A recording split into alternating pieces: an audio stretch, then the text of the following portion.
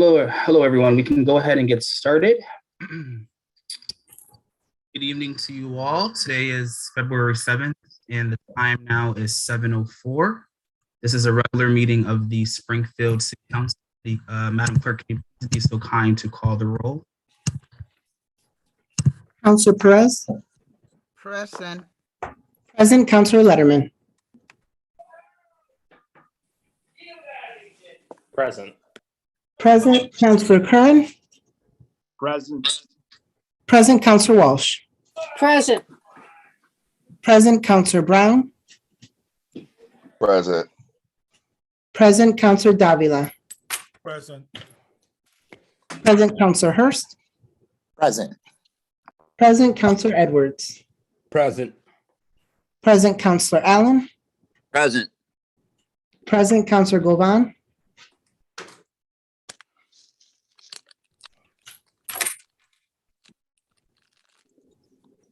Councilor Govan. Absent. Councilor Fenton. Present. Present. Councilor Whitfield. Present. Present. Councilor Williams. Present. Thank you, Madam Clerk. All right, counselors and guests, for this evening's moment of silence, I would like to dedicate it to former State Representative Ray Jordan, who was a tireless advocate for Springfield and in particular Black and Brown communities throughout his tenure. He was also known as the Barracuda. He served nearly 40 years as a public servant on both the state and national level. And I would say many of us at one point or another had wisdom imparted onto us by him. So to the Jordan and extended family, the council wishes you peace and comfort during your time of grieving. So without further ado, counselors and guests, please rise for a moment of silence, followed by the Pledge of Allegiance.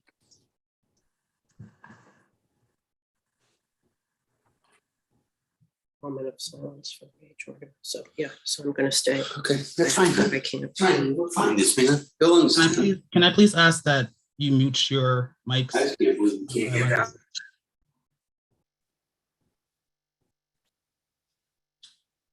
I pledge of allegiance to the flag of the United States of America and to the republic For which stand one nation under God, indivisible, with liberty and and justice justice for all. for all. Thank you, Councilor Allen, for always being my wingman for the Pledge of Allegiance. We're gonna get it totally in sync one of these nights. Before we start with the proposed agenda, are there any reports of committee this evening?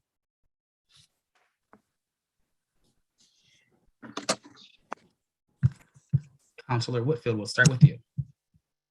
Thank you, Mr. President. I did have a finance committee meeting today at 5:30. I want to thank Councilors Govan and Hurst for joining the meeting. We went over the expenditure, the revenue and expenditure versus expenditure report. And some of the key highlights were the mill tax are up about 202,000 over last year. There's an increase. Well, we have gotten the cannabis revenue, which is about 606,000, 473 to general fund, and 233,000 to the neighborhoods. Gasoline tax increase over this time last year, about $174,000, 56%. So gasoline tax is something we pay. It's not revenue that we get in, so we'll be paying more. I just wanted to clarify that. The other two that I mentioned, or three, were increases to revenue.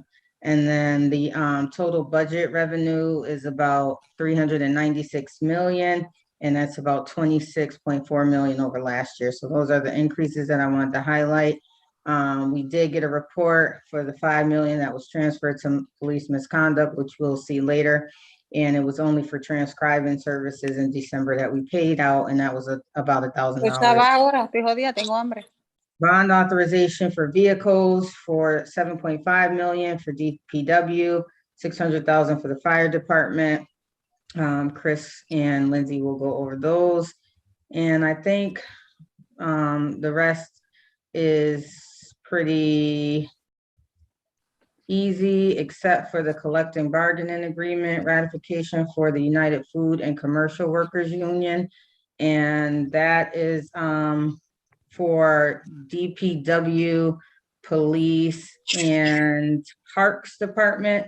So there's some wage increases in there, some tool and boot allowance increases, hoisting license, get a bonus, and other licenses that they agreed to give a bonus. And for CDL inspectors, they get a $500 bonus, and for non-CDL inspectors, they get $250 bonus to inspect the motor vehicles so that we don't have to take them off-site. They included Juneteenth as a paid holiday in this contract, and parental leave, they just match the state with their parental leave law. So those are the highlights at the Finance Committee meeting. Thank you, Councilor Whitfield, for that report. Councilor Allen, followed by Councilor Davila. Thanks, Mr. President. I have two quick ones. Can I do the one on Eversource now, Mr. President? Yeah, feel free, please. Okay, thank you. So I wanted to update everybody on the item that I think Councilor Fenton and I brought up in August about Eversource's overdue payments on personal property tax. The big update is this Thursday, February 10th, is the court date for the appeal. So our taxes, the Springfield, and this is really just an FYI to everybody to know how that thing is going along. The Eversource lost at the appellate tax board to Springfield. We beat them in that court case in the appellate tax board a matter of years ago. And the appeal is this Thursday. There's 3 judges that'll hear the appeal. Patrick will be on the Zoom. If anybody wants to be on the Zoom, there is a Zoom available. They will be challenging and the decision that was made that said that they do owe that money for, and this is for tax years 2012 and 2013. So it's 9 or 10 years ago. And so the hearing is Thursday. We have an outside counsel, the same person that's been representing us. Patrick is, of course, our connection to the process. After the hearing, which isn't normally that long, the process can be anywhere from 3 to 5 months to hear a decision, 2 to 5 months. So we might hear back by the summer. Hopefully we will. We expect to win. And Patrick thinks that, we won the first time and they have not won any of these appeals. He thinks this is a big one for them because Boston they treat Boston kind of an entity unto itself. It's so big, and the fact that they lost Boston, they're trying to treat Springfield like the first one of all these other size cities kind of thing. So it's a big deal. Hopefully the decision that was made by the appellate tax board will be upheld, and we'll hear that in the next few months. So good job to Patrick and TJ and the team for getting ready for this stuff and representing us. If you want to know the current amount of money, this is as of today, it's 42.2 million without getting into all the 42,202,000 and more, a little more than that. So that's what I had to say about that. Everybody should be apprised. I'll keep you apprised as we hear any more about it. And keep your fingers crossed for our appeal, for the appeal to hold up the decision was made the first time. And the other thing I want to mention is there's a new committee that Marcus had asked me to chair. I believe it's called the Accessibility and Accountability Committee. So I'm working with TJ on it, and he's helped. He has kind of assigned one of his finance analysts to help out with it. There were no committee members assigned. So I've gone to City Hall and asked them, and we'll be receiving in the next day or so, first draft of all the different City Hall services, and assessors or housing or stuff, the things that are available to people that they may not know about on a regular basis. And you know how we find out some of these things in the tax process, et cetera. So I'll be getting a draft of that shortly. I'll share it with the council when it's, ready for prime time. And then we'll set up, some sort of discussion or committee meeting to discuss it. That's my report, Mr. President. All right, thank you, Counselor Allen. Counselor Davila? Thank you, Mr. President. Mr. President, before I get my report, if it's your wish, sir, keeping consistency of Zoom and internet safety, I believe we have some people not identified on the call, if you wanna. Thank you, Counselor Davila. The individual that's named Zoom user with an X in the left-hand corner, can you please identify yourself?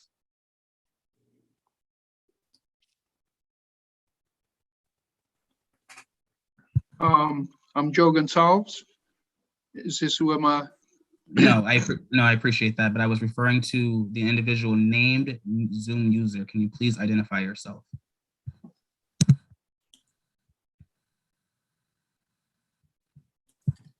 Counselor Davila, I'll send a message to Focus Springfield to handle that offline. Okay, no problem. Like I said, just keeping consistency with safety protocols, sir. Mr. President, on January 31st, we had a public safety meeting. In attendance were Councilor Govan, Councilor Allen, Councilor Hurst, and Councilor Perez. We had a global overview of the police department and the current state of the police department. And just to give you some of the quick breakdowns that was given to us by Commissioner Claproot, is in the police department, we have a total of 386 police officers. We have 75 supervisors. We have 32 cadets, 71 civilian personnel. We have about 123 cruisers, one SWAT tactical team, and 80 unmarked police officers. 80 unmarked police cars. Last year, we had about 3,000 arrests. We also talked about the some of the changes and the reforms of the police department. My apologies, Mr. President. The also present were Councilor Fenton as a committee member, and also Councilor Whitfield, who's also a committee member at that meeting. So we talked about some of the police reforms. One of the things that I think two things that I think is noteworthy, Mr. President, is one, that according to Commissioner Clapwood, the police camera has made a big impact in the police department into accountability. That is, if those officers who have been accused, it's easier for them to prove to be absolved or to follow through with discipline accordingly. Also, they're making great progress towards accreditation. However, one of the things that is keeping them from being accredited to the Massachusetts Association of Police Officers, or MAP, is that the building does not meet qualifications. So the police department is in great need of a new police station, so they can also, one, for safety purposes and health hazards issues, but also so they can meet the accreditation that we've all been waiting for. Something that has spoken in the past, Mr. President, about the need for a new police station. And also it's noteworthy that Commissioner Clapwood expressed concern on the increase of gun ghosts. Gun ghosts are those guns that are, according to what she explained, people apparently can get parts through different states who have more relaxed state laws, and they assemble their own guns. And apparently there has been an increase of those gun ghosts here in the city used to commit crimes and for shootings. That's my report. Councilor Fenton did have a very good discussion about the certification and decertification of police officers. And so it is my intent, Mr. President, to hold 2 more meetings in the near future. One to talk about specifically about certification and decertification. And I have requested a tour, which will be open to all the police stations, so that we can look firsthand at the condition of the building. Those are my words, Mr. President. Thank you. Thank you, Councilor Davila, for that report. For public safety, Councilor Letterman, followed by Councilor Fenton. Thank you very much, Mr. President. And I have several reports of committee this evening since our last meeting. I will start with the Maintenance and Development Committee, which met on January 19th. And at that meeting, we received updates from DPW Director Chris Signoli, who outlaid his priorities for 2022. We discussed a number of state DOT projects that DPW is facilitating and coordinating. as well as the anticipated federal infrastructure funding that will be coming down out of recently passed legislation in Washington, D.C. We expect that that will flow through the state. And so we'll be reaching out to our state delegation to discuss some of the priorities the city has.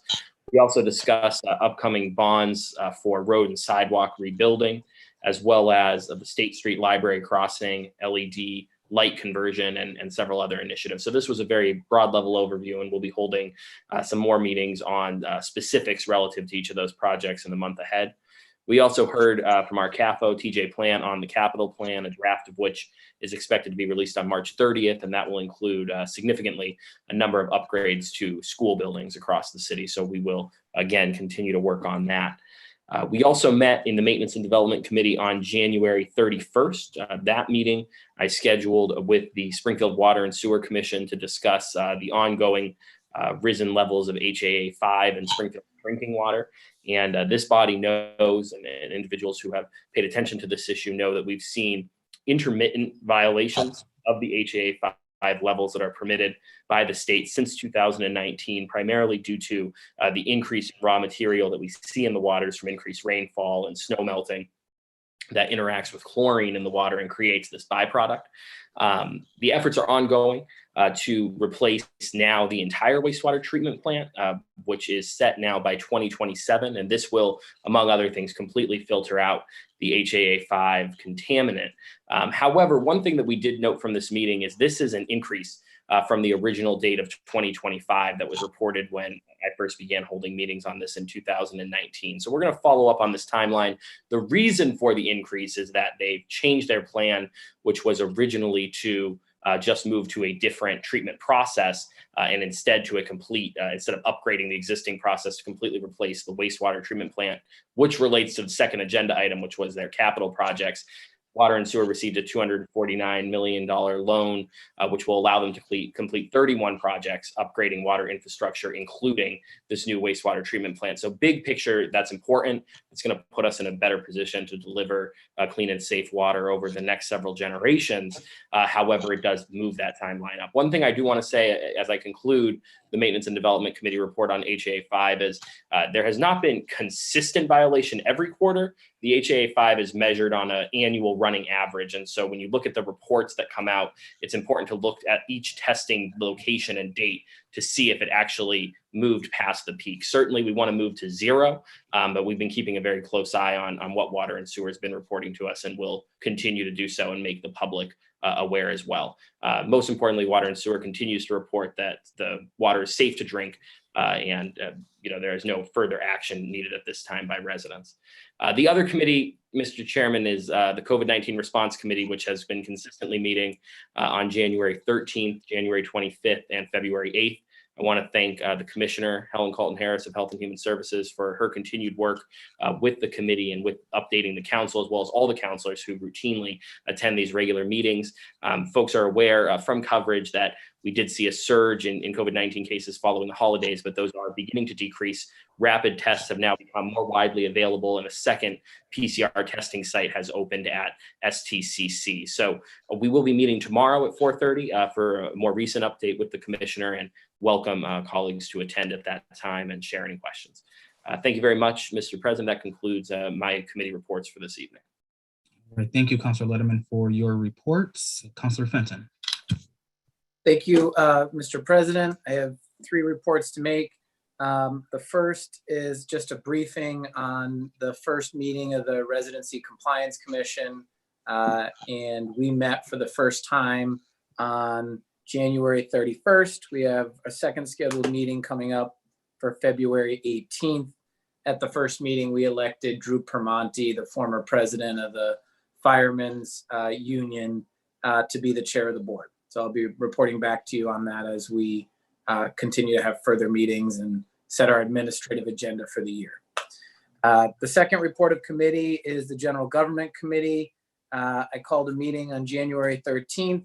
I was joined by Councilors Letterman, Govan, Hurst, Davila, and Edwards.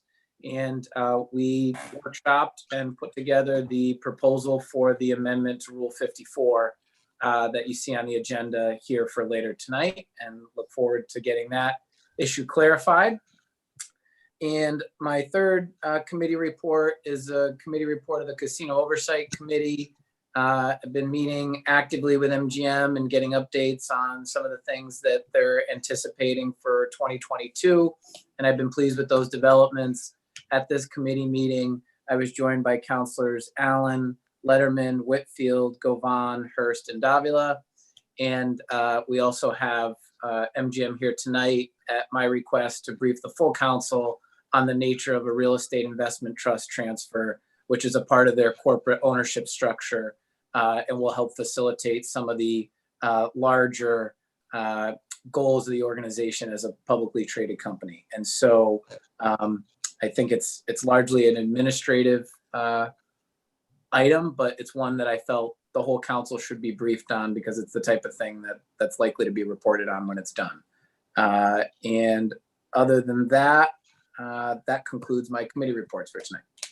Great. Thank you, Councilor Fenton, for your reports. Do we have any reports of committee this evening? Seeing none, Madam Clerk, can you please call the roll to accept the reports?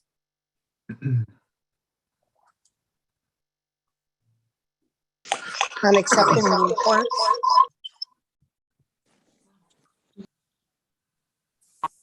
Counselor Perez. Yes. Yes, Counselor Letterman. Yes. Yes, Counselor Curran. Yes. Yes, Counselor Walsh. Yes. Yes, Counselor Brown. Yes. Yes, Counselor Davila. Yes. Yes, Counselor Hurst. Yes. Yes, Counselor Edwards. Yes. Yes, Counselor Allen. Yes. Yes, Counselor Govan.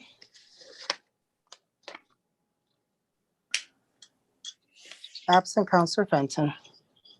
Yes, and I just would like the record to reflect Councilor Perez was also at the Casino Oversight. Thank you. And Counselor Govan is here. I think she muted. I am here. Can you hear me? Okay, there you go. Nope, Counselor Sorry. Govan. Yes. Yes, thank you, Counselor Whitfield. Counselor Whitfield. Yes. Yes, Counselor Williams. Yes, thank you, Madam Clerk. With that, can you please call the first item, just first item? Wow, okay. The first item is the December revenue versus expenditure report. If you're here to speak to the item, please state your name and address for the record. Thank you, Mr. President. Patrick Burns, 90 Clement Street, Springfield. Tonight you have the December revenue versus expenditure report. It represents the midpoint of the fiscal year. Madam Chair Whitfield gave a excellent explanation of the highlights that I presented in the Finance Committee meeting this afternoon. And if you have any questions, I'd be happy to answer them. Thank you, Patrick. Are there any questions at this time from the council? Seeing none, Madam Clerk, can you please call the roll to accept the expenditure report? On accepting the report, Counselor Perez. Yes. Yes, Counselor Letterman. Yes. Yes, Counselor Curran. Yes. Yes, Counselor Walsh. Yes. Yes, Counselor Brown. Yes. Yes, Counselor Davila. Yes. Yes, Counselor Hurst. Yes. Yes, Counselor Edwards. Yes. Yes, Counselor Allen. Yes. Yes, Counselor Govan. Yes. Yes, Counselor Fenton. Yes. Yes, Counselor Whitfield. Yes. Yes, Counselor Williams. Yes, the report has been accepted. Madam Clerk, the next item, please. The next item is the Law Department expense report for December. Please state your name and address for the record. Thank you, Mr. President. Patrick Burns, 90 Clement Street, Springfield. Tonight you have a Law Department expense report that I worked with Deputy Solicitor D'Souza to put together.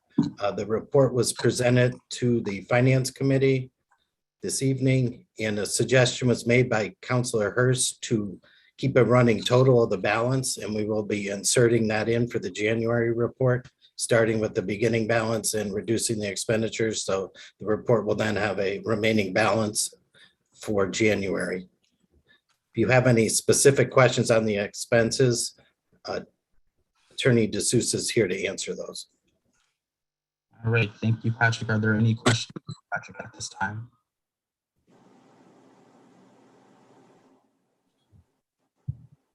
Seeing none, Madam Clerk, can you please call the roll to accept the report? On accepting the report, Counselor Perez? Yes. Yes, Counselor Letterman. Yes. Yes, Counselor Curran. Yes. Yes, Counselor Walsh. Yes. Yes, Counselor Brown. Yes. Yes, Counselor Davila. Yes. Yes, Counselor Hurst. Yes. Yes, Counselor Edwards. Yes. Yes, Counselor Allen. Yes. Yes, Counselor Govan. Yes. Yes, Counselor Fenton. Yes. Yes, Counselor Whitfield. Yes. Yes, Counselor Williams. Yes, thank you, Madam Clerk. Madam Clerk, can I just ask, was Councilor Govan initially recognized during roll call? She was, she was marked absent. Okay, can you please let the record reflect that she's present, or by Yes. her signifying present, Councilor, please? Councilor Govan. Present. Thank you. Thank you. Thank you. All right, Madam Clerk, can you please call the next item, please? The next item is Amendment to Rule 54. Councilor Fenton, I'll turn it to you. I'm asked MGM to come and do a brief presentation on their this is Rule 54 changes. I'm getting ahead of myself. So, Mr. President, this change is being proposed to clarify how we will proceed for meetings that end up going to 10 o'clock or a little bit later. And the way that this started was about a year ago during the rulemaking process in the advent of Zoom meetings.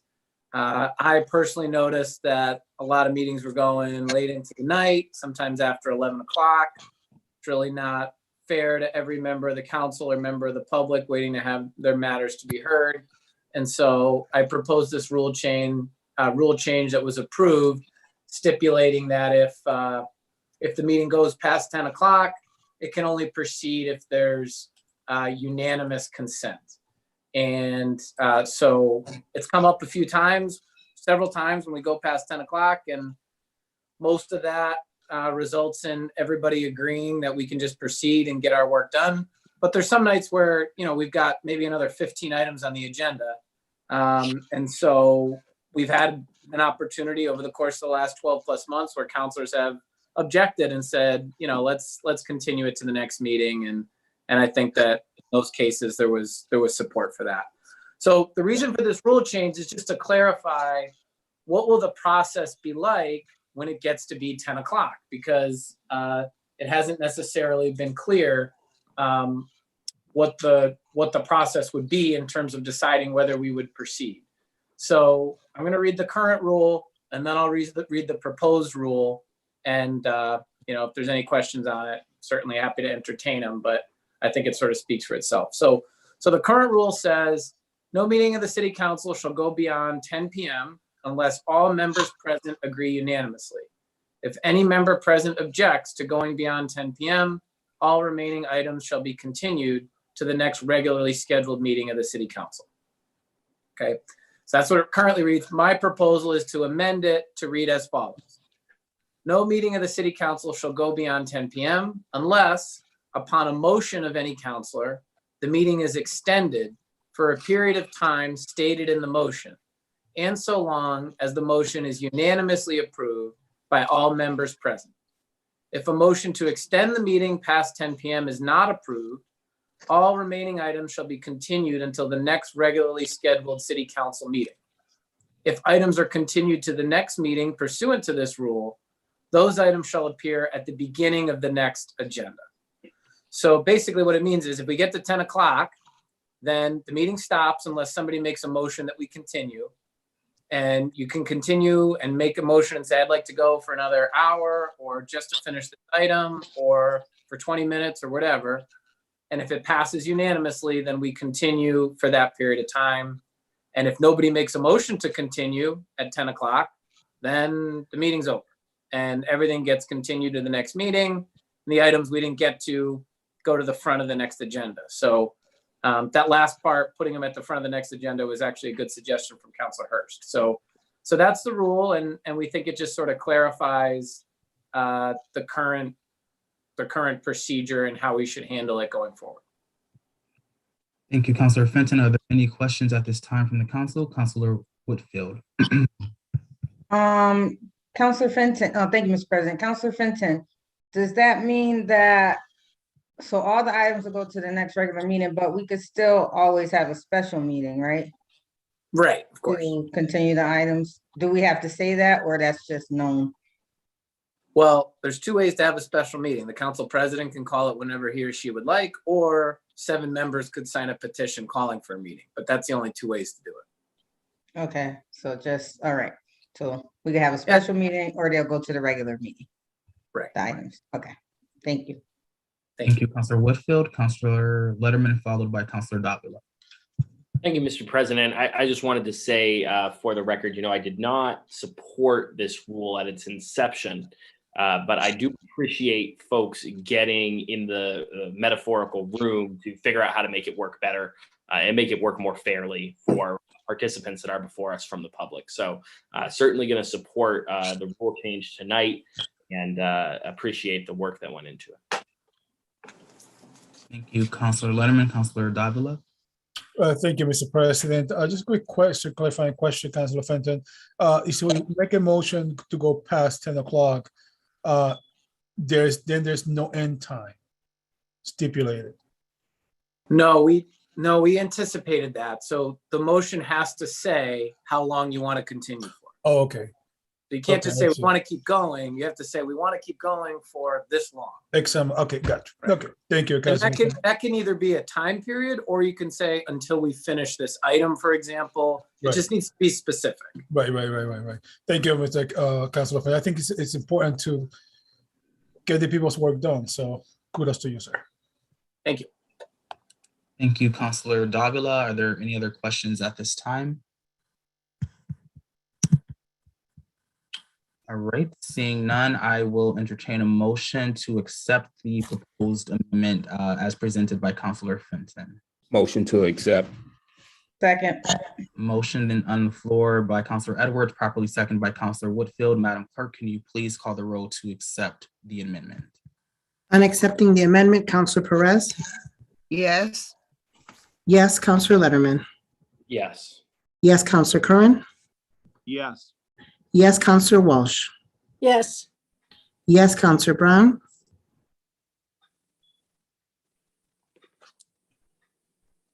Councilor Brown? Yes. Yes, Councilor Davila? Yes. Yes, Councilor Hurst? Yes. Yes, Councilor Edwards? Yes. Yes, Councilor Allen? Yes. Yes, Councilor Govan? Yes. Yes, Councilor Fenton? Yes. Yes, Councilor Whitfield? Yes. Yes, Councilor Williams?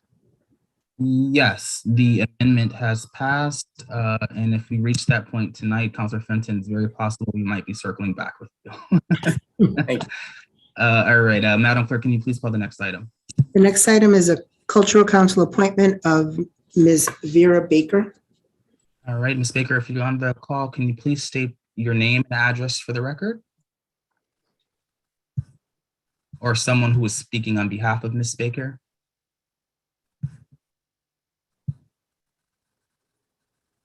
Is there a Vera Baker with us this evening? Councilor Letterman? Yeah, Mr. Chairman, I don't see Vera Baker on the list of participants, and I also don't see the next appointee, Cheryl Stanley, to the SRA, unless I'm mistaken. But usually we do see these types of confirmations be preceded by a committee meeting. So I think it might be appropriate to refer both item 4 and 5 to the General Government Committee for a committee meeting with the proposed appointees. Councilor Fenton, would you be open to that? Happy. Mr. President, if I may, just Yes. point of clarification, if I may. I don't have any problem with this going to committee, of course, but just a word that it was put on the agenda as informational. I guess that's throwing me off because I thought we do have to confirm these appointments, correct?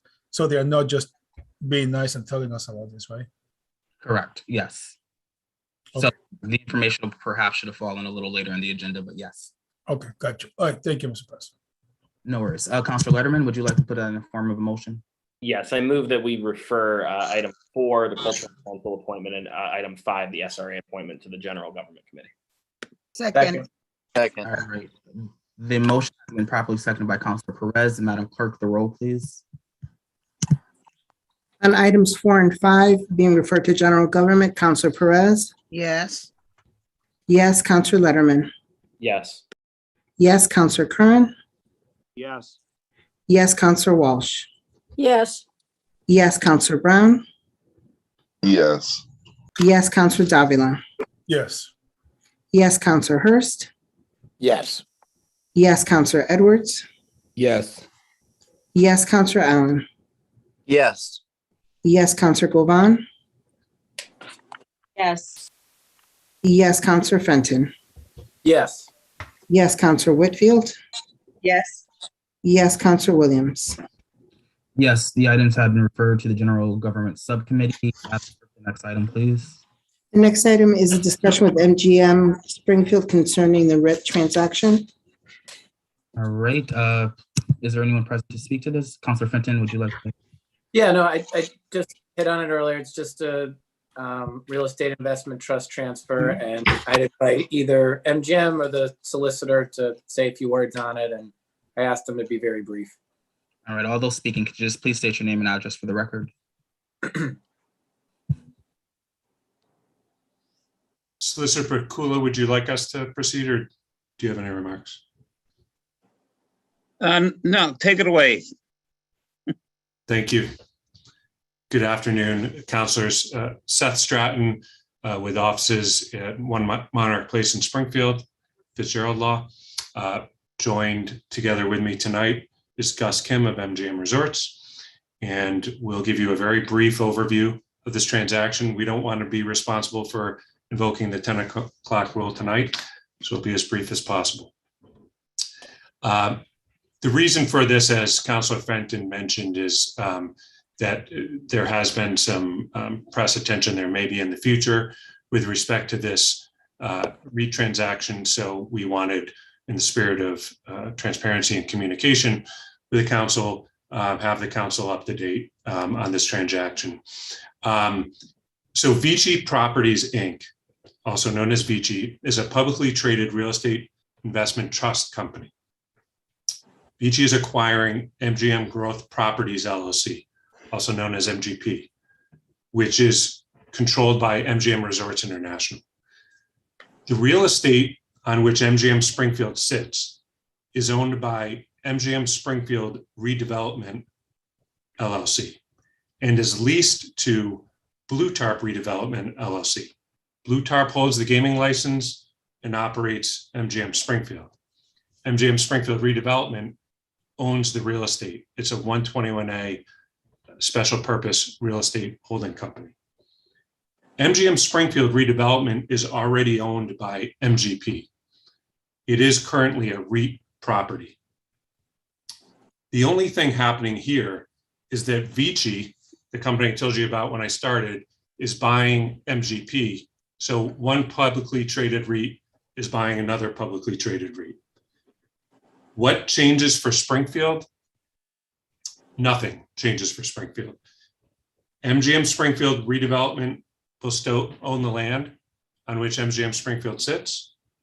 Blue Tarp will still be the licensee from the Gaming Commission and the operator of MGM Springfield. And most importantly, MGM Resorts International is still the guarantor of all of the obligations under Springfield's host community agreement with MGM Springfield. So that's an overview of the transaction. We're happy to answer any questions if there are any. Thank you, Mr. Stratton. Are there any questions at this time from the council? Councilor Fenton?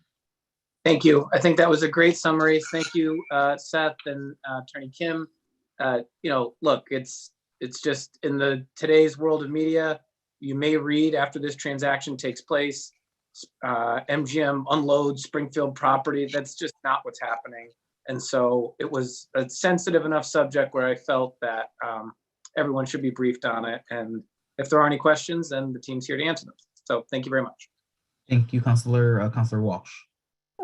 Thank you, Councilor Fenton, and thank you, Seth Stratton. I think it's important to have done this because it is already in the press and anybody who follows any of the financial channels is aware of this. But I'm curious to know, do any of these changes, does it change personnel at all? Does it have an impact like that on anybody here in Springfield? I'll turn it over to Attorney Kim to answer that question. Yes, good evening, Mr. President, members of the council. Thank you for the opportunity to be here. As Seth had mentioned, I am Vice President, Legal Counsel for MGM Springfield. To your question, ma'am, there is no change whatsoever to the operation of MGM Springfield, neither in terms of employment, not in terms of the way things are done. It is purely done at the very top levels of ownership, and there is no actual impact upon MGM Springfield itself. Thank you for that clarification. Thank you, Counselor Walsh. Are there any other questions at this time? All right, seeing none, thank you, Counselor Fenton, for bringing this to the council this evening. Madam Clerk, can you please call the next item? And thank you, Representative Smith. Thank you. The next item is the Health Services for the Homeless Grant, no match required in the amount of $1,808,333.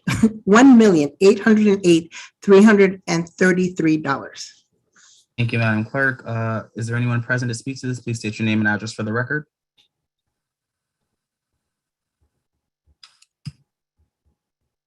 Thank you, Mr. President. I don't believe Commissioner Colton Harris is here, so I'll speak to this grant. This grant is a healthcare for the homeless grant in the amount of the $1.8 million, which you said. It's good for February 1st of this year until January 31st of next year. It is the program run from 311 State Street in Springfield. It includes 3 counties, Hampden, Hampshire, and Franklin County. It's a competitive grant. Application is renewable every 3 years. And the department uses it to support the salaries of 26 full-time employees, a portion of the health insurance costs, and the programming for the healthcare for the homeless. Thank you, Lindsay. Are there any questions at this time for Lindsay? Right, seeing none, I will entertain a motion to approve the grant. I'll make a motion to approve it, the grant. Motion made by Counselor Whitfield and properly seconded by Counselor Letterman. Madam Clerk, can you please call the roll? On approving the grant, Counselor Perez? Yes. Yes, Counselor Letterman. Yes. Yes, Counselor Kern. Yes. Yes, Counselor Walsh. Yes. Yes, Counselor Brown. Yes. Yes, Counselor Davila. Yes. Yes, Counselor Hurst. Yes. Yes, Counselor Edwards. Yes. Yes, Counselor Allen. Yes. Yes, Counselor Govan.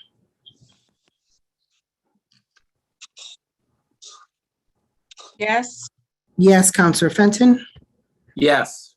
Yes, Counselor Whitfield. Yes. Yes, Counselor Williams. Yes, the grant is accepted.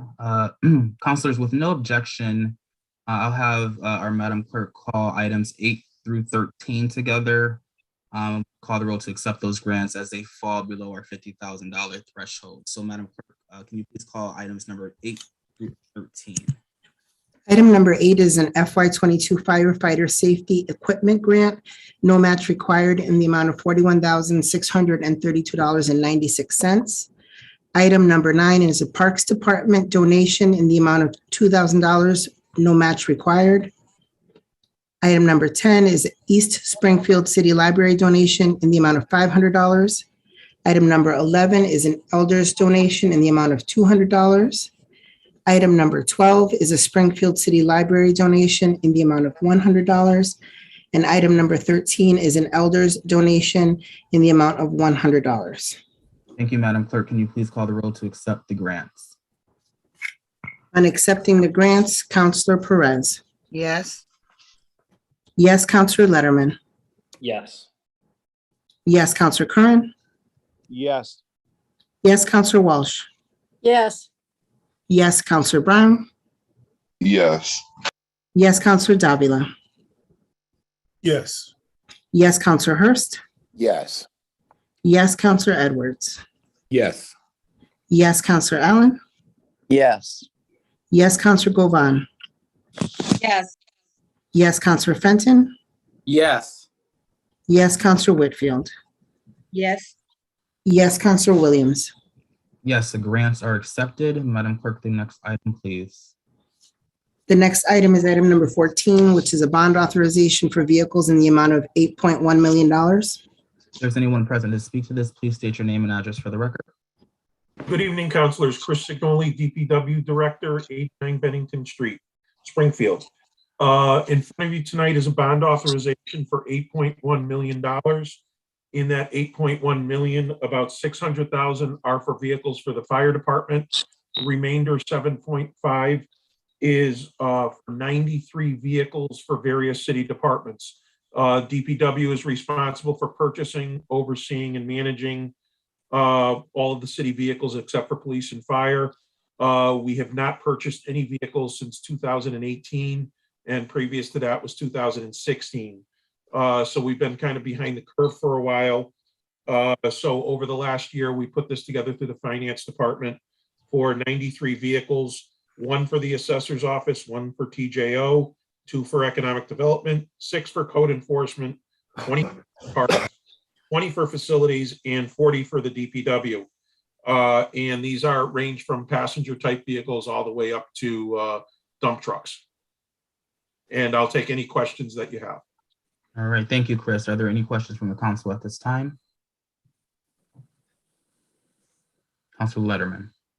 Thanks, Mr. President. I just had 2 questions relative to this, and this agenda item that came up too quickly for us to do a maintenance and development committee meeting on it. The question, I appreciate the finance committee taking it up, and I wasn't able to be there at 5:30. The question is, Chris, are these leases? No, these would be outright purchases. Okay. I know in the past. An outright purchase, yes. Is on some of these. What's the average cost of each purchase? You know that? Well, it's an extremely hard number to come up with on an average because we're purchasing vehicles, probably 40 or 50 passenger style vehicles that are $25,000 and up to dump trucks that are $280,000. Okay. So a lot of stuff in between. Okay, I got it. And yeah. What are we looking at? As, with these outright purchases, are these all gas powered, or are we looking at any hybrids or electric vehicles? On these right now, we aren't looking at any electric. The passenger style vehicles, we always look at the hybrids as part of what we're doing anyways. I'm glad you reminded me. I forgot to mention it in my presentation. Question was asked at the finance committee about moving to electric vehicles. And right now we've been talking with Eversource going in, as well as our vehicle committee. The issue that we're discussing with them really has to do with logistics more than anything else. And as I mentioned today, for example, up at Tapley Street, you could have 40 or 50 passenger vehicles that are used during the day.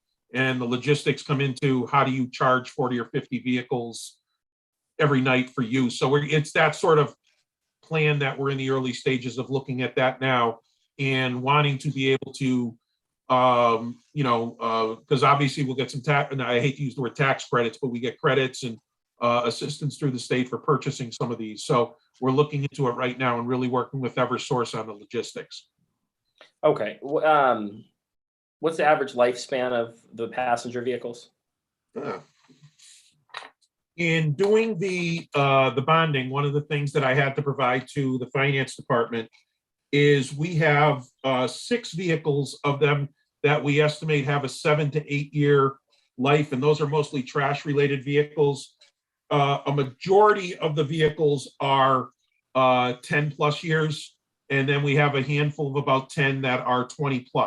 So the average lifespan for most of these vehicles that we're purchasing are going to be between 10 and 12 years. Are you going to come back to us with the actual purchase?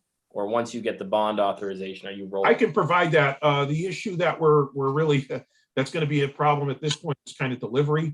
We work off of state contracts. So as I move forward, in the next month and a half, I got all that information, so I can provide that as we execute contracts. Delivery is going to be tough on some of these. We're looking at 12 months, for example. But that's the other question I was going to ask. So are we seeing it? I mean, right now, as a average consumer, this is the worst time to purchase a vehicle, especially a brand new one. Do we absolutely need to do this year, or is there a way to wait to see? Are we getting any discount because of the bulk purchase? I mean, what's the market look like for this? Both. The good thing is we do get bulk rates, but we're buying them off of state contracts, which have been locked in well over a year ago. So we're basically working off of those numbers, and those can only increase a certain amount per year anyway. So working off of that, we're getting very, very good prices. We also, even on state contracts, go to multiple vendors and ask for prices. So, when we're buying 15 Kicks or that style of car, we end up with pretty good prices on these. Okay. I'd like to have a broader conversation about our just 10-year strategy on vehicle purchasing. So we can do that at a later time. We don't, I think approving the bond is all right, but I'd like to talk more about our strategy in that regard and how it squares with our broader fiscal and sustainability goals. So sure, anytime. Thank you, Councilor Letterman. Councilor Hidalgo, followed by Councilor Govan. Thank you, Mr. President. Good evening, Chris. Thank you for your excellent work in the last snowstorm, by the way. Thank you. So, Chris, question for you, my good sir. So you said we're going to get 93 vehicles, and those are outright purchases. And you mentioned we're going to be getting dump trucks. So how many dump trucks are we getting? And are they replacements, or are they? In this cycle right now, 10. So is this? Are we adding or are we replacing? I'm sorry. Are we adding 10 or are we replacing 10? We're replacing 10. The ones that we're getting are actually 1990s vehicles, all pre-2000. So we're operating with 25 to 30-year-old dumps. Right. Those are traded in. Now, Chris, do they come with any kinds of new bells and whistles, or are they the same as we have now, but just better? The older ones that we're getting rid of, most of those are all old manual transmissions. The new ones are all automatic, so they're much easier to drive. Number one, there's a few more creature comforts in the cabs. Right. Some of the old ones don't have it, but coming full plow rigs, set up for sanding and salting, and so that's the type of vehicles that we're getting. Now, Chris, you did mention you used the word locked in. Does that mean we're locked in on the price, or are we locked in a commitment to purchase this? We will be once we place the order, we're locked in on price. Okay, but so we don't have any obligation to purchase this. No, once we sign a contract, we do. Okay. So, right. And what I'm doing is that I'm going to be getting prices for all this stuff to make sure overall we're under budget with the whole purchase and the orders in through state contract. Gotcha. So I want to follow up with what Councilor Letterman said, because I thought he brought up an excellent point. Why, you said it's going to be a purchase, but why not lease? Particularly when we have the fire department and the fire department telling us, the fire department telling us they're leasing the equipment. So why is it better for them to lease and not for you? Because $8 million. I can take that one, Chris. You don't want me to talk about it? Lindsay, please. Hi.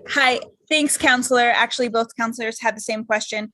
It all depends on what our general fund budget is looking like. It depends on what the interest rates out when we go to sell our debt looks like.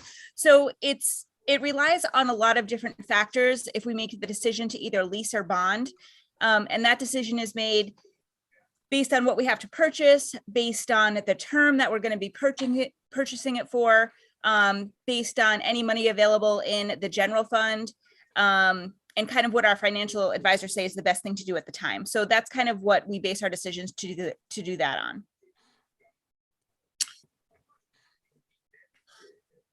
I think I understood you, but I'm not quite sure. Would you mind repeating that again, if you don't mind, please? Sure. It depends on a lot of different factors. We do Uh-huh. consult our financial advisors anytime we have to decide between making a lease or issuing debt for a specific purpose. Some of the things we look at are the interest rates at the time for issuing debt. We look at funding available in the general fund, in the departmental general fund on the department who's purchasing the vehicles. So those are a couple of the things we look at when we decide what is going to be a lease versus what is going to be a purchase. I mean, what is going to be a lease versus what is going to be a purchase, which would be issuing debt. Okay, and so the reason I asked, this is my follow-up question to you, Lindsay, is a while back I asked, I've been drumming this drum for a little while now. The police department needs a new police station, and they are not meeting accreditation because they need a new building. They're not meeting the MAP accreditation. And I have said before, well, let's bond some money. And at the time, a couple of months ago, I was told that it's not in the best interest of the city to bond down money at this time. So what changed? Why are we bonding? Why are we bonding now? Well, because I want to be honest with you, I'm having a little bit of difficulty digesting this in terms of, I get it that Chris needs his vehicles, we want them, but you know, what is good for the geese is good for the goose. And if we're going to be bonding money, then we should be bonding money for the police station. Thank you. Can you hear me all right? Yes, absolutely. Okay, thank you. Well, $90 million over 30 years versus $8 million over 10 is a big difference. We have four really brand new schools that we just brought on. We're going to be issuing debt for the remainder of the city share for DeBerry Swan. And based on the amount of money that we knew we were going to have to issue debt for those two buildings, that's kind of pushed everything larger out of the picture for now. And this vehicle purchase, which is about $8 million, we were able to weave in to our current debt service without really too much swing either way on the general fund. So that's why we decided that we would be able to do that. No, I understand the big difference between the 30 years and the 10-year. However, I will counter to you, Lindsay, if I may, respectfully, $60 million that we're paying into a police shooting range that could have been put towards the bonding of a police station. So I have a lot of difficulty with this. I think, Chris, let me ask you, thank you for your time. Lindsay, Mr. President, my last question is this. By when absolutely do you need this bond to be authorized? Please don't tell me next week. No, well, I need it immediately because, as I said, delivery, you know, I got 35-year-old dumps that I'm having an extremely difficult time using this winter, and I need to put the order in now so I have the possibility of getting them for next winter. Yeah, Mr. President, I'm going to finish up. Thank you, Chris. I'm going to finish up with my comment. I don't want to interrupt any services. This is critical, but I wouldn't necessarily be opposed to look at this a little closer in the Finance Committee, because again, what is good for the goose is good for the geese, and I think $8 million, it's a lot of money. Councilor Davila, if you'd like to make a motion at the appropriate time, feel free. I will wait to hear what my colleagues have to say, but I yield the floor. Thank you. Okay, thank you. Councilor Govan. Thank you, Mr. President. So my question was, it was brought up twice regarding the electric vehicles, the possibility of having electric vehicles. Do we know how much a charging station would cost? Because I know you're concerned about the number of stations. I'm not sure if we have any now, and how much it would cost in the future to look that way, because we are trying to be green. No, correct. We do not have any charging. We don't, as the city, don't have any charging stations right now for any vehicles. And as I said, cost, I don't know, because a lot of that cost will just get absorbed by Eversource on there. But as far as the cost, I'm worried more about space in our building than I am cost sometimes on stuff like that. But I don't know, they might be $50,000, $60,000 depending upon what you're doing a piece, but over the period of what you have to pay. But I'm really not up on that as well as I should be. and I just don't know what that total cost would be. I'm thinking that might be something we might want to look into. You know, I know you're concerned about space more than anything Yeah. else, but that might be something we could look into. Thank you so much. Thank you, Absolutely. Councilor Govan. Councilor Letterman, followed by Councilor Perez. Thank you, Mr. President. Lindsay and Chris, whichever one of you can answer best, what is the timeline for the debt issuance and what is the timeline for the purchase order? I'll let you The take, timeline, oh, I'm sorry, Chris. I'll let you go. Thanks. The timeline for the debt issuance, what do you mean by that, Counselor? Like, when do you plan to issue the debt? Like, if we authorize it tonight, when will you issue it? So we're hoping to be able to satisfy all legal requirements to issue debt in March. How long does that, how long does that take? To Like, is issue, that average? Does it usually take about 6 weeks to satisfy the legal requirements? no, it can take less than that. I mean, it depends on a multitude of factors. We have to go in front of, we have to go in front of MFOB. As long as we can make that the meeting for this order, we would be able to issue the debt in March. And then, Chris, once the debt is issued in March, when will you place the purchase order? We will be doing basically individual purchase orders for all vehicles. As soon as this is approved tonight, we start getting bids, and as soon as Lindsay and TJ tell me the money is available, we start executing contracts. So it could be within, days of when I get approval from finance that the money's available. So you won't start doing purchase orders until, oh, I see. You're gonna start. Okay. I start right away. I get it. You're not gonna execute the funds until it's available. Oh, absolutely. Absolutely. I think we have an opportunity. I think we have an opportunity to have a conversation now. And I think that we should have that conversation now. And I think that we should look at what we're buying now, because we're talking about, essentially 10-year investment if we're purchasing. So I just don't want to let that opportunity slip past us and kick it down the road 10 years. So we should definitely have a committee meeting on it, regardless of whether the debt is authorized tonight. We should have a committee meeting before the purchase orders are implemented. Yep. Thank you, Councilor Letterman. Councilor Perez. Yes, thank you. That was my, I was gonna say the same thing. At this point, we should look through the finance and have further discussion of the matter. I think there's a lot of questions that need to be asked, and when it comes to bond money like this one and approving it and not having the answers is what puzzled me at this point. So yes, I will entertain that we continue in the committee. Thank you, Councilor Perez. Councilor Allen. Thanks, Mr. President. 2 questions. Lindsay, you mentioned we have to go to FOB or something. Could you explain what that is? Yeah, I mean, this is really getting into the depths of the legal requirement process for issuing debt, but MFOB is the Municipal Finance Oversight Board, and according to Mass General Law, they need to be able to give us the okay in order to issue debt for the debt that we have authorized. So we missed the meeting with this loan order, because the meeting is actually this upcoming Wednesday. So we're hoping to get on, if this passes, we're hoping to get on the next meeting, so we're able to issue this debt in March.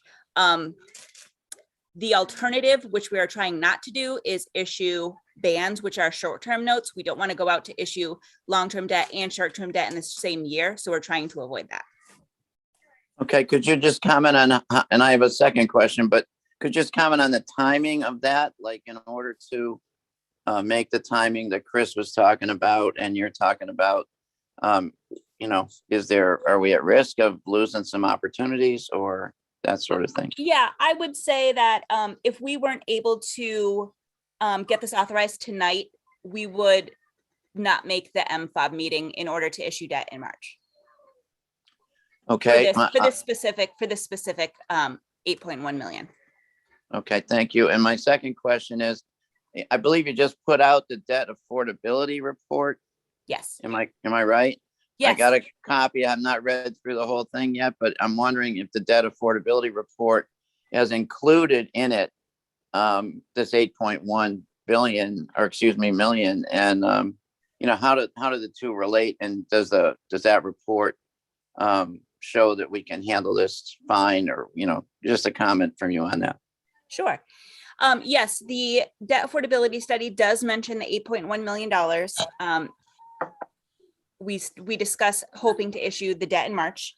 And yes, so if you look at the debt affordability study, it goes over our financial indicators and our debt affordability indicators.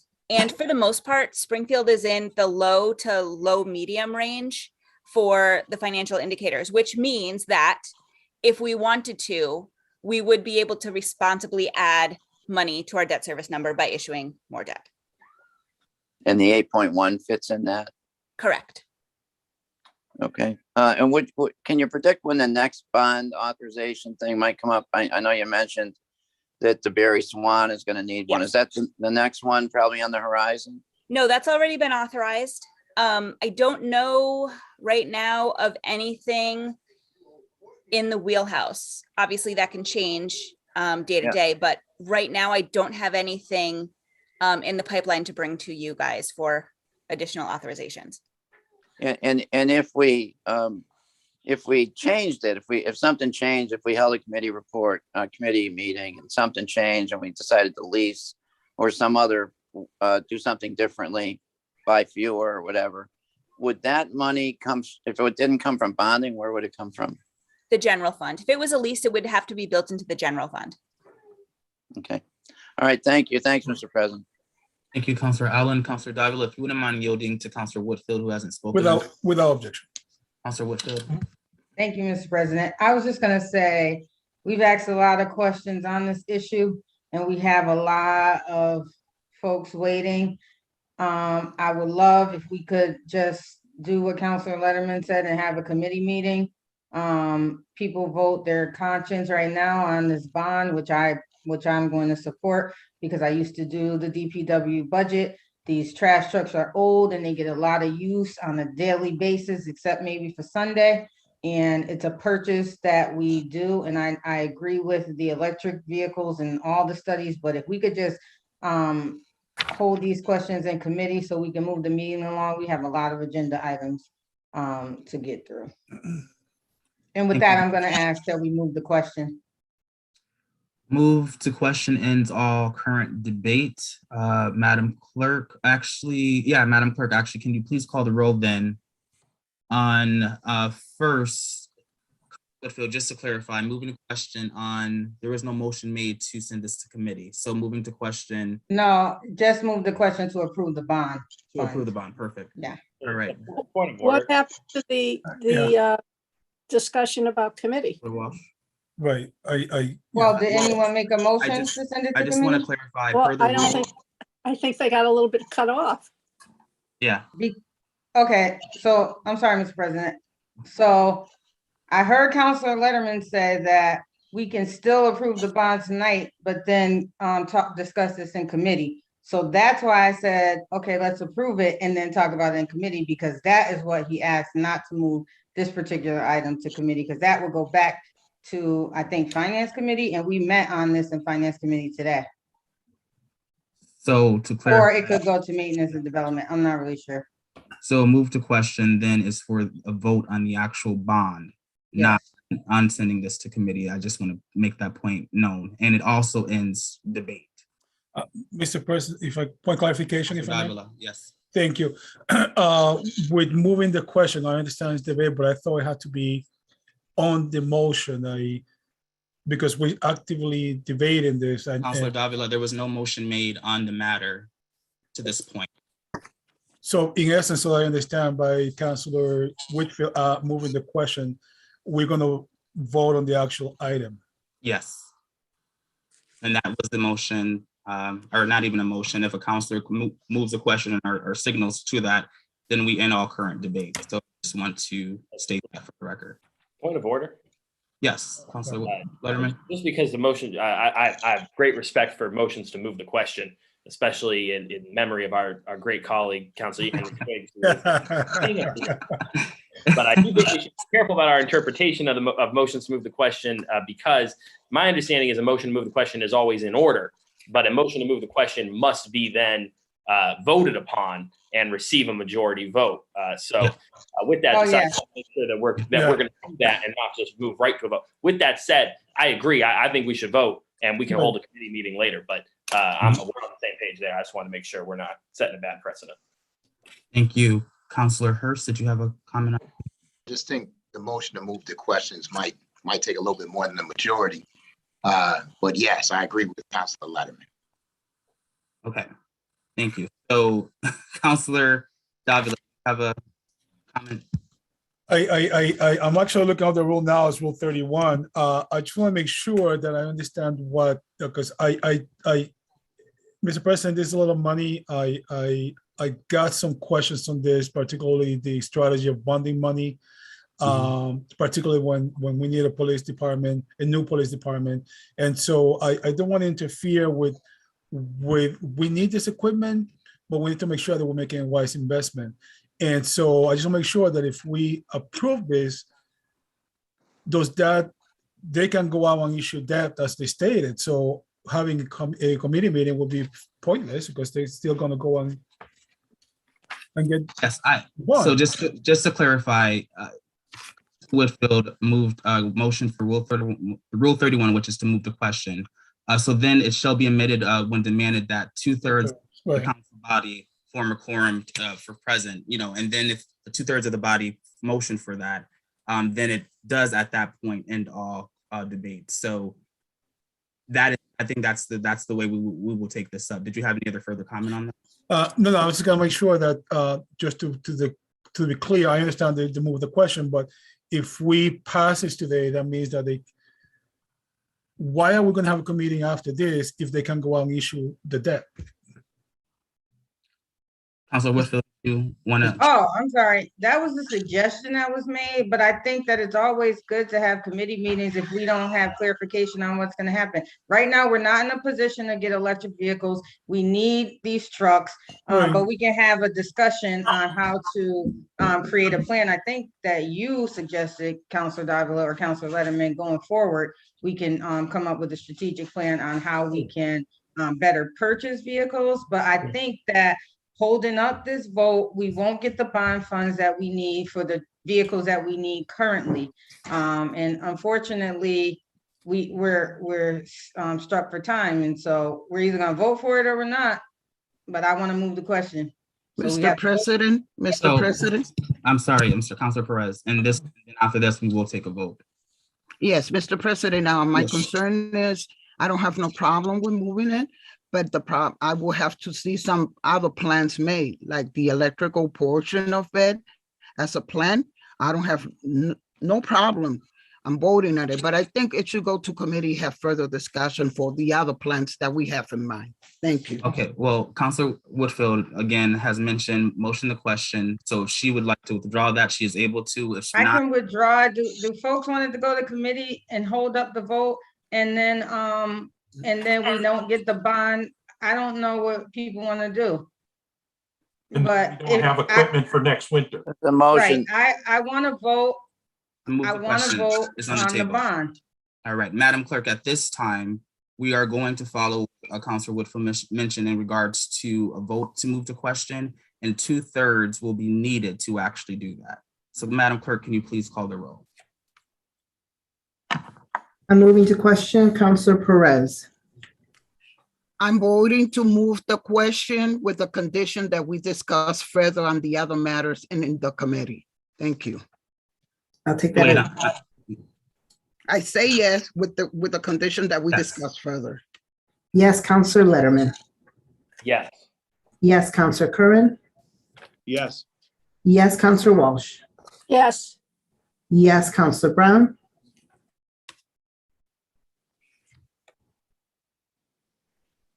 Councilor Brown.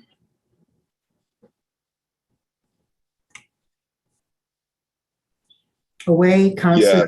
Yes. Yes, Councilor Davila. No. No, Councilor Hurst. Yes. Oops. Yes, Councilor Edwards. Yes. Yes, Councilor Allen. Yes. Yes, Councilor Govan.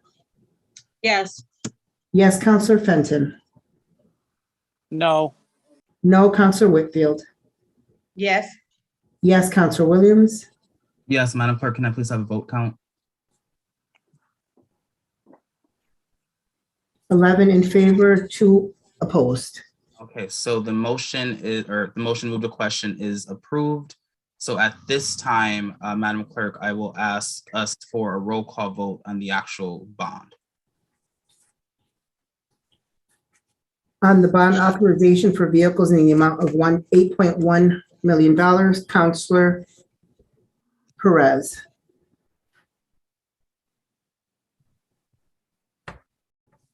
Yes. Yes, Counselor Letterman. Yes. Yes, Counselor Curran. Yes. Yes, Counselor Walsh. yes, Yes, Counselor Brown. Yes. Yes, Counselor Davila. Yes. Yes, Counselor Hurst. Yes. Yes, Counselor Edwards. Yes. Yes, Counselor Allen. Yes. Yes, Counselor Govan. Yes. Yes, Counselor Fenton. Yes. Yes, Counselor Whitfield. Yes. Yes, Counselor Williams. Yes, the bond authorization is approved. Madam Clerk, can you then please Thank you, call? counselors. Thank you, Chris. Can you please call the roll to suspend Rule 19 on this item? On suspension of Rule 19, Counselor Perez. Yes. Yes, Counselor Letterman. Yes. Yes, Counselor Curran. Yes. Yes, Counselor Walsh. yes, Yes, Counselor Brown. Yes. Yes, Counselor Davila. Yes. Yes, Counselor Hurst. Yes. Yes, Counselor Edwards. Yes. Yes, Counselor Allen. Yes. Yes, Counselor Govan. Yes. Yes, Counselor Fenton. Yes. Yes, Counselor Whitfield. Yes. Yes, Counselor Williams. Yes, the motion to suspend Rule 19 has passed. Thank you, Counselor. Madam Clerk, can you please call the next item? The next item is item number 15 for bills of prior year from various departments in the amount of $11,159.40.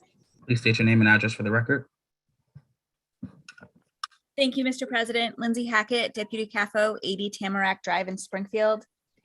This order before you is to pay 5 invoices of prior year, and we request being able to pay these invoices using FY22's general fund budget. Thank you, Lindsay. Are there any questions at this time from the council? Seeing none, I will entertain a motion to approve the order. I make a motion to approve it. second, Motion made by Counselor Whitfield, seconded by Counselor Walsh. Madam Clerk, the roll, please. Counselor Perez. Yes. Yes, Counselor Letterman. Yes. Yes, Counselor Curran. Yes. Yes, Counselor Walsh. yes, Yes, Counselor Brown. Yes. Yes, Counselor Davila.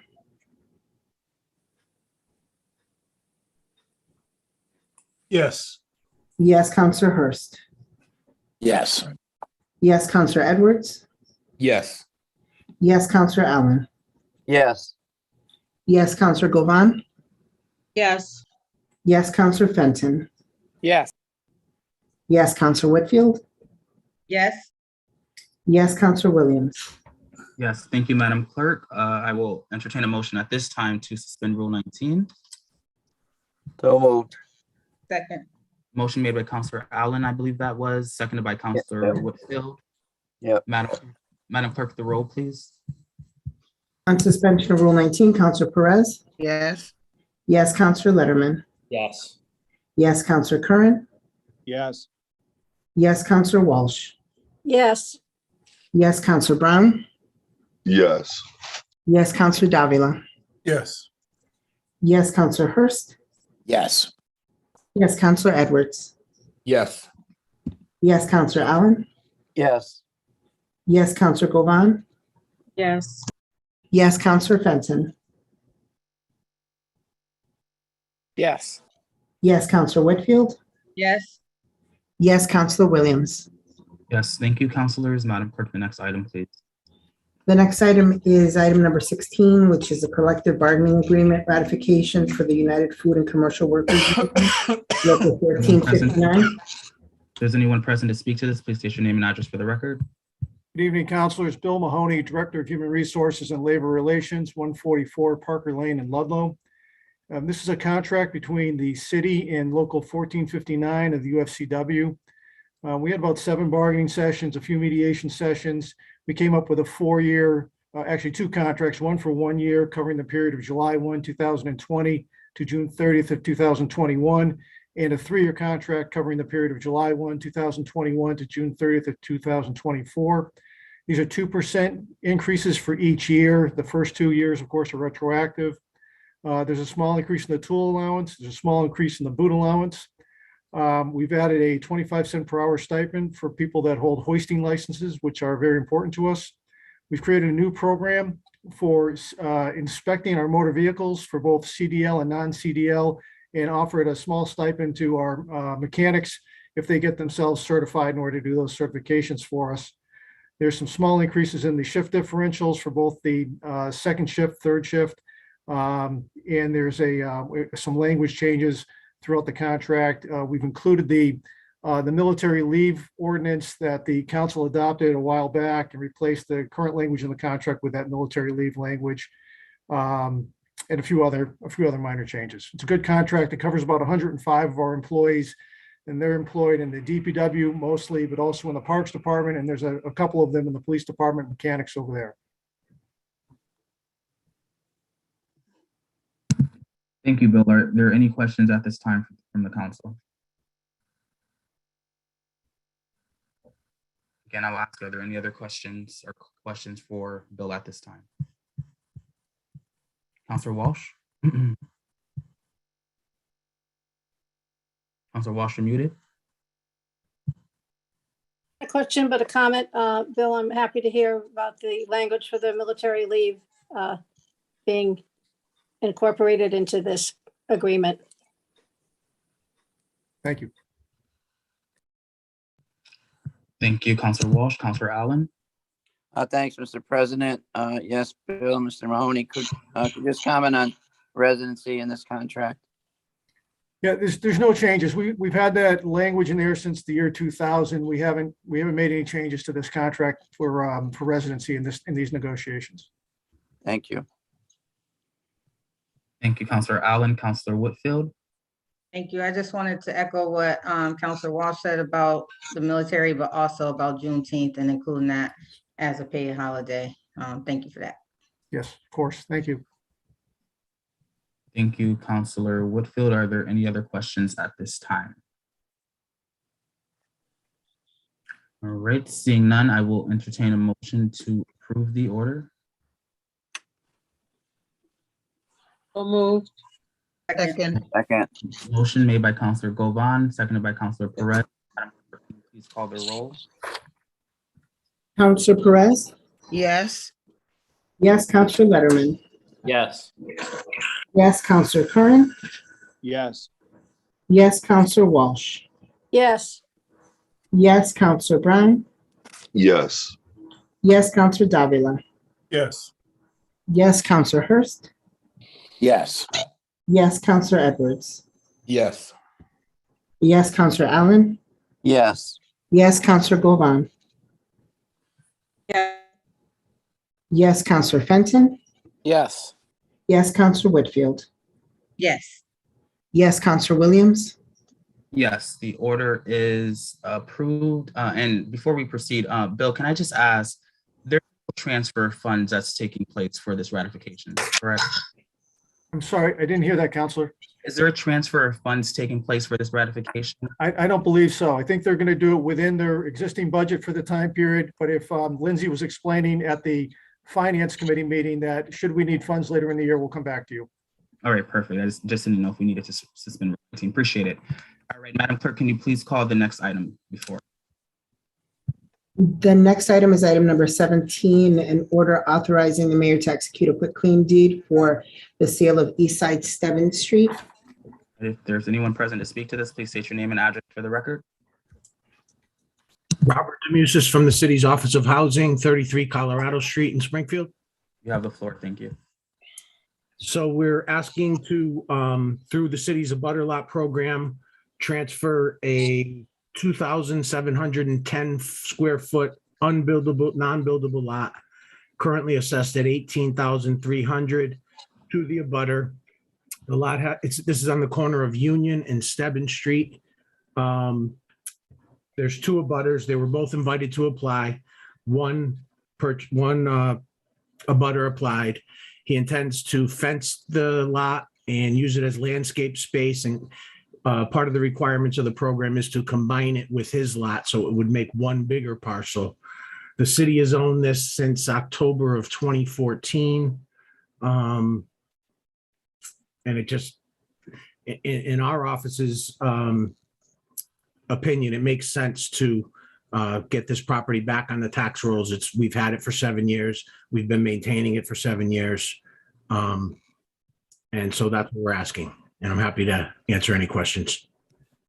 All right, thank you. Councilor Whitfield, I will pass it to you. Thank you, Mr. President. Robert, I had actually asked that the notification go to one of the abutters about this property, the one that actually wasn't able to bid on it, and it went to the wrong address. When he called and spoke to someone in your office, they said that there was nothing that they can do. Is that a fact? So this is news to me. Our longtime employee, Jaleesa Davila Ramos, just left us for the planning department. So I'm Okay. inheriting the file. But it's a pretty thick file. The first applications went out I apologize, give me a moment. I believe it was March of 2021 with a deadline of late April 2021. And we only received one abutter. There's only two abutters, so. Right. Right. I know one of the abutters that lives directly on Stebbins Street, and I think the other one is on that side street. I'm not sure. But No, one abutter is at 59 Stebbins, mhm. and that's the owner occupant. And so an application was absolutely sent to them. And the other is 560 Union Street, and that's the proposed purchaser before you. It's an investment owner. He's not a owner occupant, but that was the only response we got. Yeah, I understand that because I was called right after the person that I called for got notification, because we definitely spoke to Jaleesa. She definitely told me the process. The information went to the wrong address. So this particular person that even asked and probably got the ball rolling on this abutter property didn't get the proper notification. And so at that point, is there anything that can be done? Because I think that that property owner should have a fair shot at also. So the other property owner lives at 59 Stebbins, correct? Correct. And the application didn't go, the invitation to bid did not go to 59 Stebbins? It did not. Did the assessor's office have a different address? I don't know. I'm asking you what can be done. I don't know all the background details about how it was sent or where it went. I'm just asking you, is there anything that can be done? So it looks like Tyron Daniels was sent the application in March of 2021 to 59 Stebbins, which is the city's, that's where the tax bill goes. Right. As far as what can be done, it's in the council's hands. We went through our process. There's two abutters. They both got sent applications. We received one back. When we only received one back, we moved forward with that. We see, does he owe any money to the city? He had one ticket for another property he owned. He paid that. He met with zoning to make sure that his fencing plan was going to be okay. And when we're all clear on our end, we come to you to ask, but if it's the council's will to go further or take further steps, then I'm at your, I would like both applicants to have a fair shot at getting the property. I know the reason that I know this happened because I just got a phone call like 2 weeks ago, like notification wasn't sent. Further research on the abutters part, I think he spoke to Jaleesa and she said notifications went out and it's already in progress. So but the notification did in fact go to the wrong address. So I'm not gonna support this right now because I think that owner occupied person should have a fair shot at getting this property as well. and the abutter lot policy is that an owner occupant would get priority if they both applied, by the deadline that was given. The owner occupant would be weighed obviously more heavily. We do have an abutter lot committee that votes, and that's a representative of the law department, the planning department, obviously the tax title custodian, the treasurer, somebody from the Office of Housing, before we bring it to you. Okay. But, tell us what to do and we'll do it. All right, I'm gonna yield to my colleagues just to see what they have to say and what their thoughts are. All right, thank you, Councilor Whitfield. I'll pass it to Councilor Fenton, followed by Councilor Brown. Thank you, Mr. President. I'd make a motion to committee. I agree with Councilor Whitfield. I won't support giving an abutting lot to an investor owner over an owner occupant. And the reason I wanted to go to committee is because I think we should give both these folks an opportunity to explain their position. And if it's just merely a notification issue, then I think we've got time to remedy it because it hasn't been approved. So I would make a motion to committee. And I'd be happy, unless you wanted to go to another committee, happy to do it in general government if you'd like. Second. All right, a motion has been made by Second. Councilor Fenton that's been properly seconded by Councilor Davila. I do see Councilor Brown and Councilor Allen in the queue. So Councilor Brown on the motion or separate? It can be on the motion, Mr. President. I concur with my colleagues, Councilor Whitfield and Councilor Fenton. I would always want to lean toward the owner occupied. I would definitely wouldn't approve of doing it any other way. So I wouldn't. I agree with my colleagues. Thank you, Councilor Brown. Councilor Allen. Thanks, Mr. President. I was going to make the same motion that Councilor Fenton made, so I'm all set. All right, there's been a motion that's been made that's been properly seconded to send this to committee. Madam Clerk, can you please call the roll on sending this to committee? Councilor Perez? Yes. Yes, Councilor Letterman.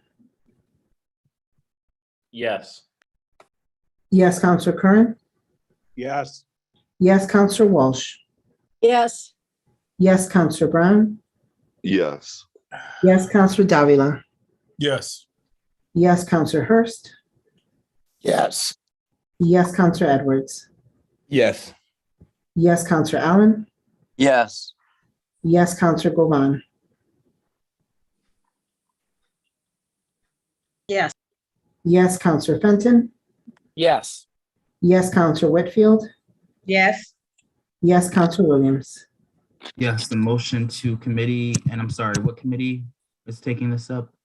I think general government. General Councilor government, okay. Fenton said. Yeah, Thank that's you. Perfect. All right, thank you, councilors. Madam Clerk, can you please call the next item? The next item is item 18, an order authorizing the mayor to execute a quitclaim deed for the sale of South Central Street to the North End Housing Initiative, Inc. All right, I believe Councilor Perez, you alerted me that you need to recuse yourself from this item. Correct. All right, Madam Clerk, can you please mark Councilor Perez as abstained? Yes. Accusing, I should say. All right, Councilor Perez, feel free to connect with us after this item. But with that being said, is there anyone present to speak to this? Hi, yes, this is Tina Quagliato Sullivan. I'm the city's Director of Disaster Recovery and Compliance. My address is 19 Bedford Road in Springfield. So the city issued a public request for proposals for the sale and development of this property. The review committee included members of various city departments and a representative of the neighborhood and the city council. The committee voted unanimously to recommend transfer to the buyer. The property will be utilized for a new single-family affordable home ownership opportunity, fairly comparable to several of the other new houses that have been built along Central Street already. The plans for the new house have already undergone full site plan review by the planning department. Additionally, I should mention this property is in a local historic district. So the plans and design have been approved by both the State Historic Commission and the local historic commission. And I'm happy to answer any questions. Great, thank you for joining us, Councilor Whitfield. Who is the buyer? The buyer is the North End Housing Initiative. Oh, North End Housing Initiative? Okay. Yes, ma'am. Sorry, I missed that part. That's okay. Thank you. Thank you, Councilor Whitfield. Are there any other questions at this time? Seeing none, I will entertain a motion to approve the order. Motion to approve. Second, Motion made by Councilor Edwards, properly seconded by Councilor Walsh. Madam Clerk, the roll, please. On approving the order, Counselor Perez recused, Counselor Letterman. Yes. Yes, Counselor Curran. Yes. Yes, Counselor Walsh. yes, Yes, Counselor Brown.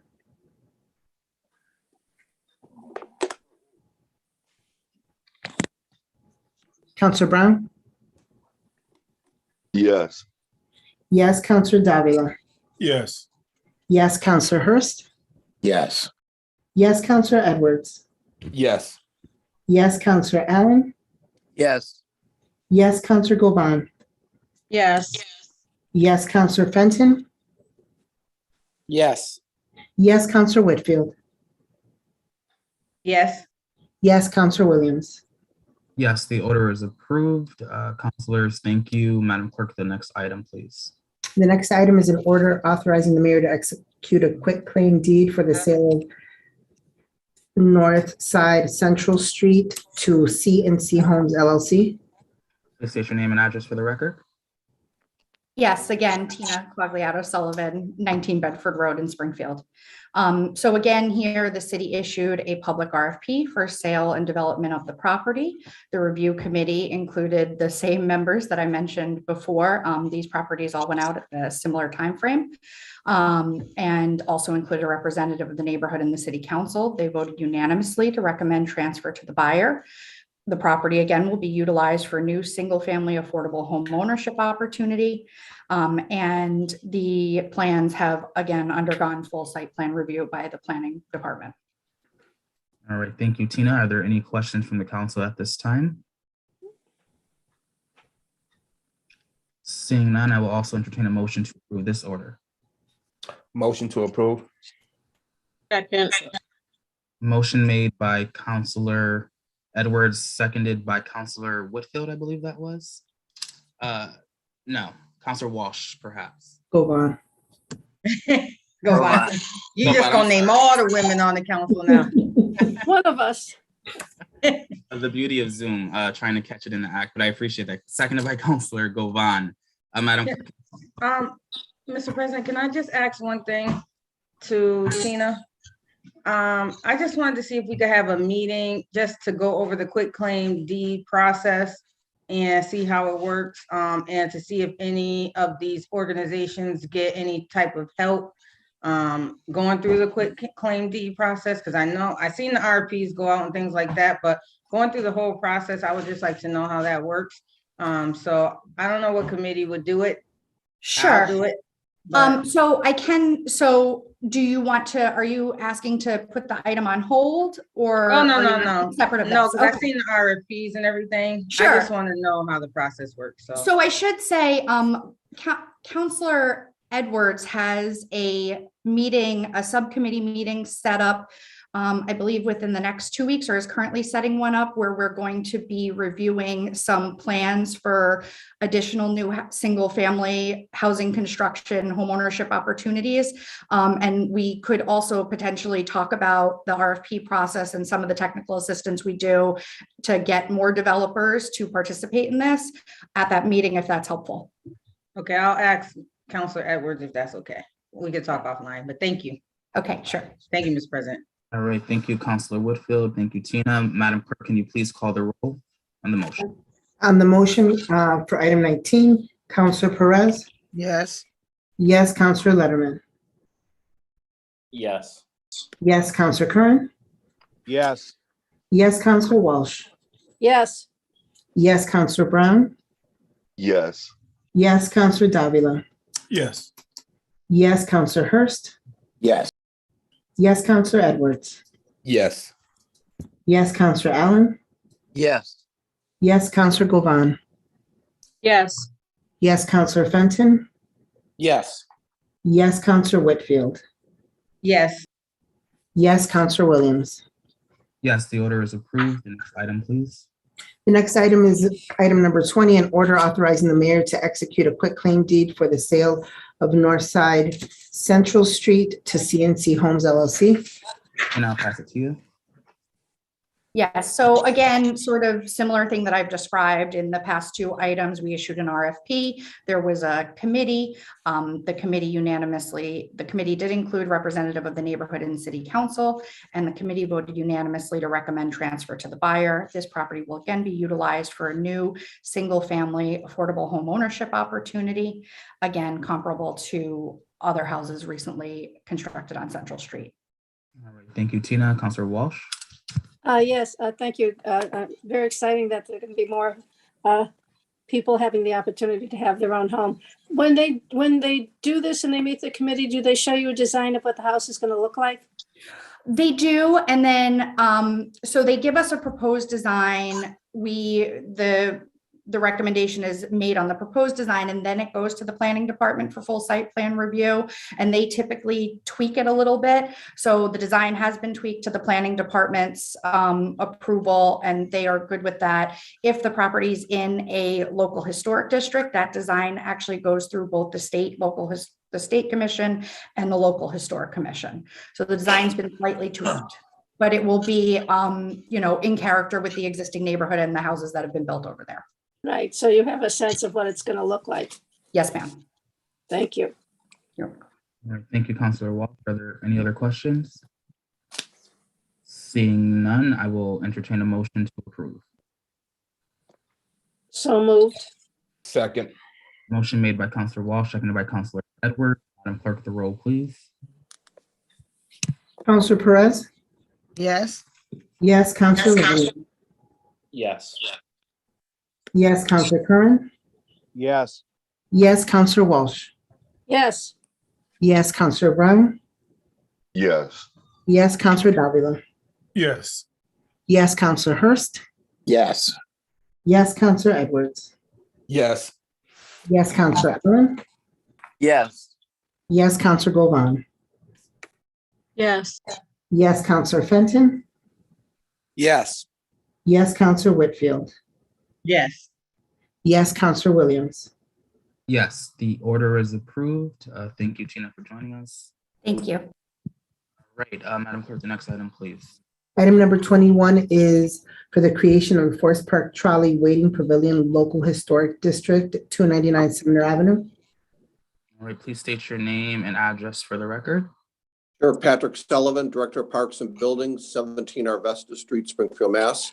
We're very proud to be before the City Council on this matter tonight. We worked with the Forest Park Civic Association on a successful CPA application, and we're chosen to restore the trolley barn at the front entrance to Forest Park to its original condition. There's really the last remnants of a trolley barn in the city of Springfield is this location. And we're very proud to have maintained it since it was built in 1890. And we are working with the Putnam Park Carpentry Program to restore this pavilion. So they are saving significant money in doing the restoration. And we feel that it will be a full restoration. Or the original approach was going to be a phased approach, but by getting Putnam involved, similar to the Barney Carriage House restoration, they're doing tremendous work. So it's a win-win for the city. The kids are learning carpentry skills, and we're saving one of the park's oldest structures. Thank you, Pat. Oh, I'm sorry. Were you done? I was just going to say, so part of the CPA regulations are when you do have historic structures that you place them in its own historic district to ensure that preservation exists for the next 200 years or however long the structure is deemed salvageable. So right now we feel it will go another 100 years. All right, Pat, and let me just ask, just as a point of clarification, why is this presented as an order, not ordinance? I just wanted to know that. I guess that would be a question for the law department. So I wouldn't have an answer for that. Attorney Pakula, before we get to Councilor Davila, do you mind perhaps tackling that? I'm sorry, if I understand the question, it was why are we not putting an ordinance, a single property historic district? Yeah, this is presented as an order rather than an ordinance, and I know former historic districts that have come before us have been presented as an ordinance. So I'm just wondering the difference here. So I believe if the language that you read the order, I think it speaks to this. I don't have it open right now, but you know, we have a historic district ordinance. It names the historic district. So, you know, I want to take a look at the order. I'm sorry, I don't have it open in front of me, but does it amend the ordinance to add this? It does say that it's adjacent to the existing Forest Park Heights historic district. All right, so this, you know, those other, typically if you have a district, you'll have the boundaries. So how is the description of the property included in here? Could I ask you, Pat? I'm trying to find that. I don't know if I could just jump in here too. It was planning department that. Phil, please feel free to state your name and address. Yeah, the Phil Dromey from I'm from the Office of Planning and Economic Development. I'm actually texting with Alvin Allen, who put this may have just been an oversight on our part because I think this does technically amend the ordinance because it needs to add this as a specific local historic district within the ordinance. So I think that was probably just a clerical error on our part. But my point is, it's not on a single lot. It's in Forest Park, so it's a historic structure. Right, but I do think we provide maps. We do map it on a map that gets recorded at the registry. Very good. Okay, so I just thank you all. I just wanted to make sure that the process that ensued was consistent with this being, you know, what it needed to be. So this is actually should be presented as an ordinance. So with that saying, Council, this is on for first step, and should be perceived as an ordinance rather than an order. So with that being said, Councilor Davila, I'll turn it over to you. Thank you, Mr. President. Thank you for picking that up. Before I ask my question, Mr. President, to follow up on your catchy eye here. So do we have to, can we move forward with first step if it's represented as an ordinance later? Yeah, is that to me? That was to the president, but you want to answer it, that's fine. Feel free, Attorney Pakula. Yeah, I don't see any problem with that. We'll put an ordinance together. Okay, so we can take first step, and then next meeting, if it says ordinance, it'd be okay to vote. Yeah, why don't you want to send it to committee, and so that we'll have it there, and then you can, you know, in committee. You think that would be best, Solicitor? I think that might be the easiest way. Then we can have this discussion and not use up the time at the next meeting. What committee would you suggest, Solicitor? I'll leave that to the president. Yeah, I'll say perhaps Maintenance and development.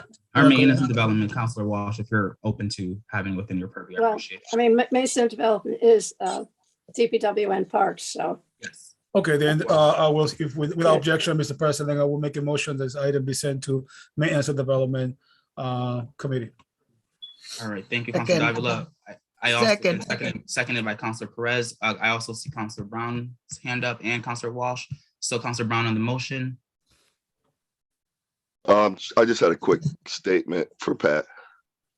Please. I want to just pretty much just while I have him, I want to commend him and thank him for all the hard work he does. You do an excellent job. I understand what it takes. Some of the work I do with you on the state level and on the city level. A+. Glad to see you back again. But you're definitely a great worker. I appreciate you, and I think the city should know it. Thank you, Mr. President. Thank you, Councilor, for those kind words. Thank you, Councilor Brown. Councilor Walsh on the motion. Sure. Well, I certainly agree with the comments of my colleague, Councilor Brown, regarding the wizard here on the agenda. But Pat, I have a couple of questions. I'm very happy to see that you're using Putnam. I think that's great. And I don't know how much experience they've been able to have with COVID. So I think this is a great project. But after this is renovated, is there going to be any public use for this, or is it just decorative? I mean, because I don't ever remember anything really happening in there. Right. So, its intended use was as a trolley waiting barn, and we've had, the garden club has had their plant sales there 2 to 3 times a year in the past.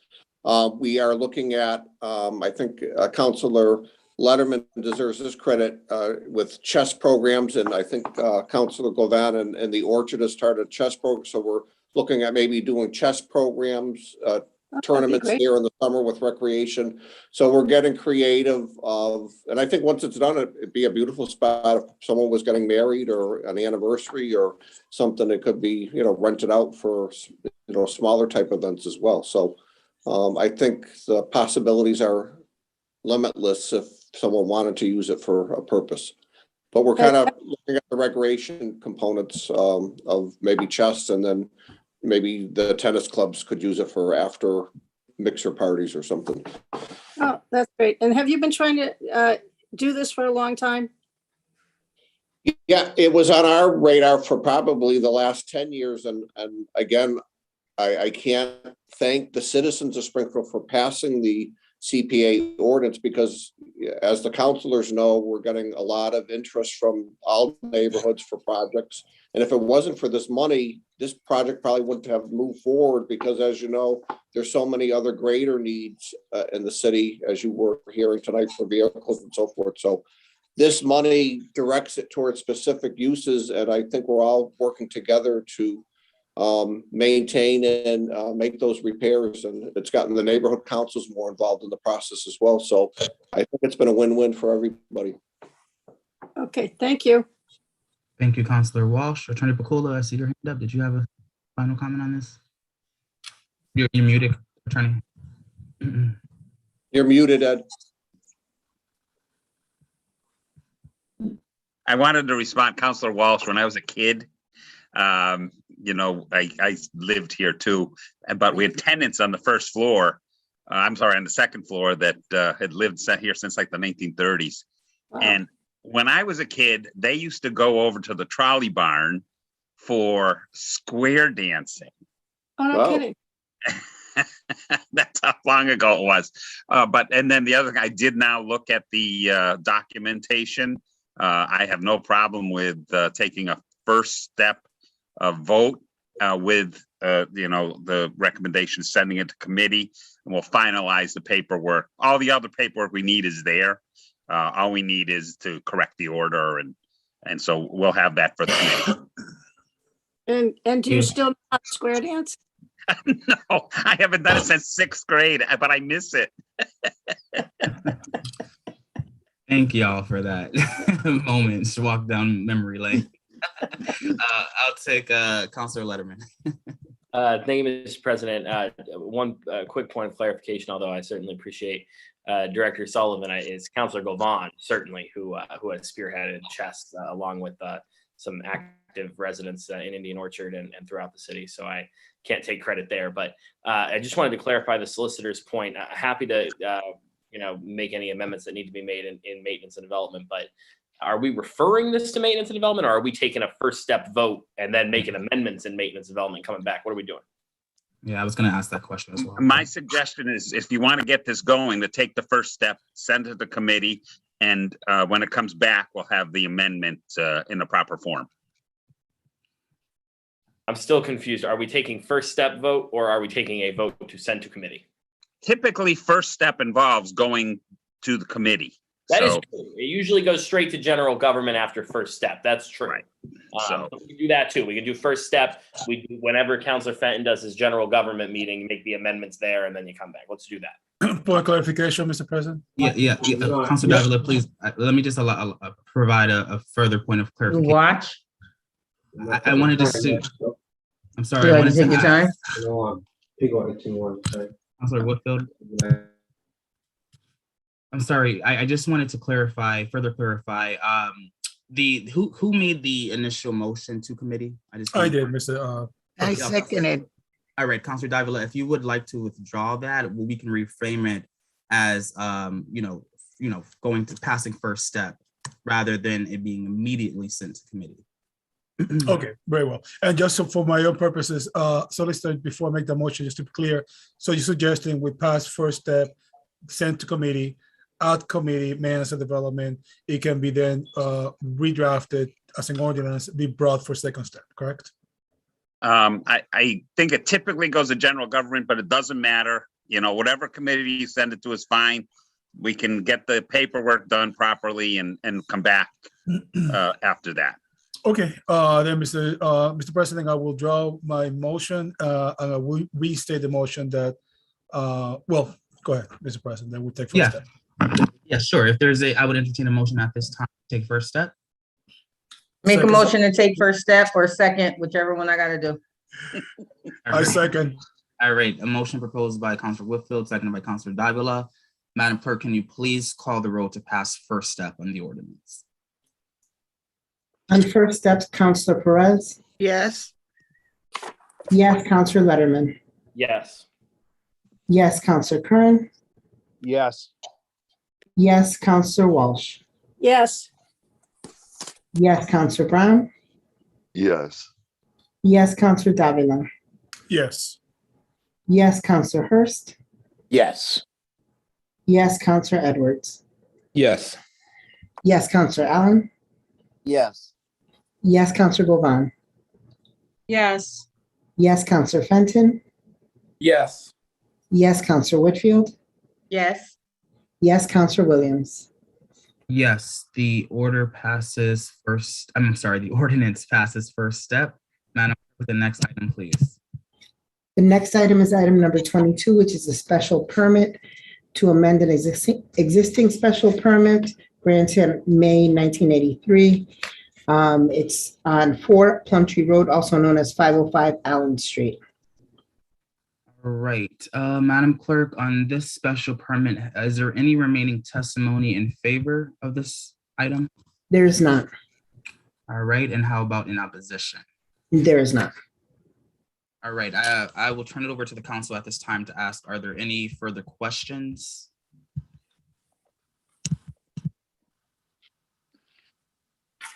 Again, I will ask, are there any further questions? Seeing none, at this time, I will entertain a motion to approve the special permit. Motion to approve the permit. Motion has been made by Councilor Edwards and properly seconded by Second. Councilor Councilor Allen. Govan. I'm sorry, Councilor Allen. Madam Clerk, can you please call the roll to approve? On approving, Councilor Perez. Yes. Yes, Councilor Letterman. Yes. Yes, Councilor Curran. Yes. Yes, Councilor Walsh. Yes. Yes, Councilor Brown. Yes. Yes, Councilor Davila. Yes. Yes, Councilor Hurst. Yes. Yes, Councilor Edwards. Yes. Yes, Councilor Allen. Yes. Yes, Councilor Govan. Yes. Yes, Councilor Fenton. Yes. Yes, Councilor Whitfield. Yes. Yes, Councilor Williams. Yes, the special permit is approved. Counselor Perez, can you please read the reasons for approval? Reason for granted permit. The specific site is an appropriate location for such a use, structure, or condition. The use as developed will not adversely affect the neighborhood. Adequate and appropriate facility will be provided for the proper operation of the proposed use. To incorporate the planning staff analysis into the decision at the basis of the findings. Thank you, Counselor Perez. Madam Clerk, can you please call the roll on accepting the reasons? On accepting the reasons, Counselor Perez? Yes. Yes, Counselor Letterman? Yes. Yes, Counselor Curran? Yes. Yes, Counselor Walsh? yes, Yes, Counselor Brown? Yes. Yes, Counselor Davila? Yes. Yes, Counselor Hurst? Yes. Yes, Counselor Edwards? Yes. Yes, Counselor Allen? Yes. Yes, Counselor Govan? yes, Yes, Counselor Fenton? Yes. Yes, Counselor Whitfield? yes, Yes, Counselor Williams? Yes, thank you, counselors. Madam Clerk, the next item, please. The next item is to amend an existing special permit to allow the changed petitioners to the following special permits dated January 4th, 2001, which is 8999 Guion Street. All right, thank you, Madam Clerk. Let me ask, have we received any remaining testimony in favor of the special permit? We have not. In opposition? We have not. All right, are there any questions for the petitioner from the council at this time? All right, seeing none, any further deliberation? Also seeing none, the hearing is closed. At this time, I will entertain a motion to approve the special permit.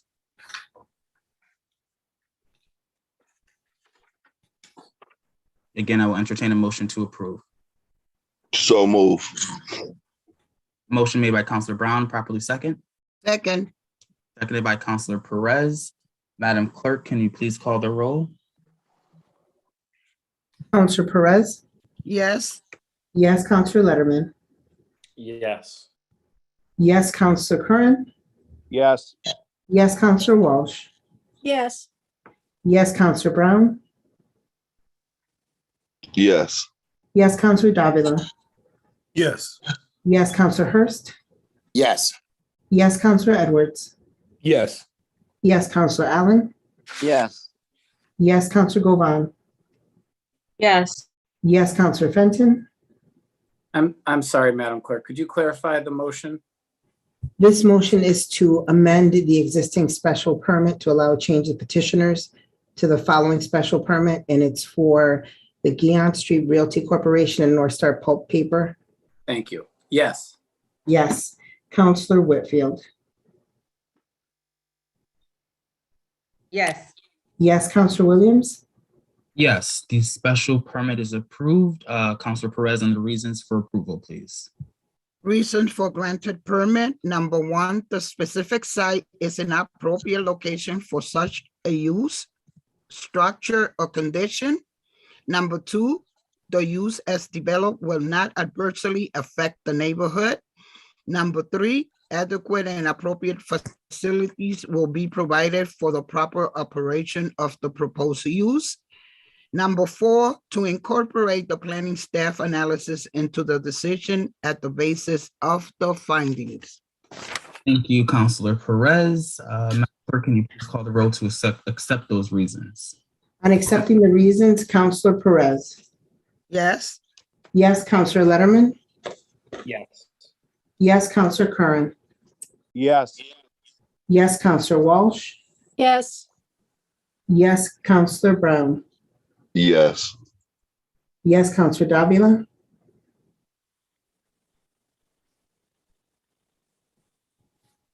Counselor Davila?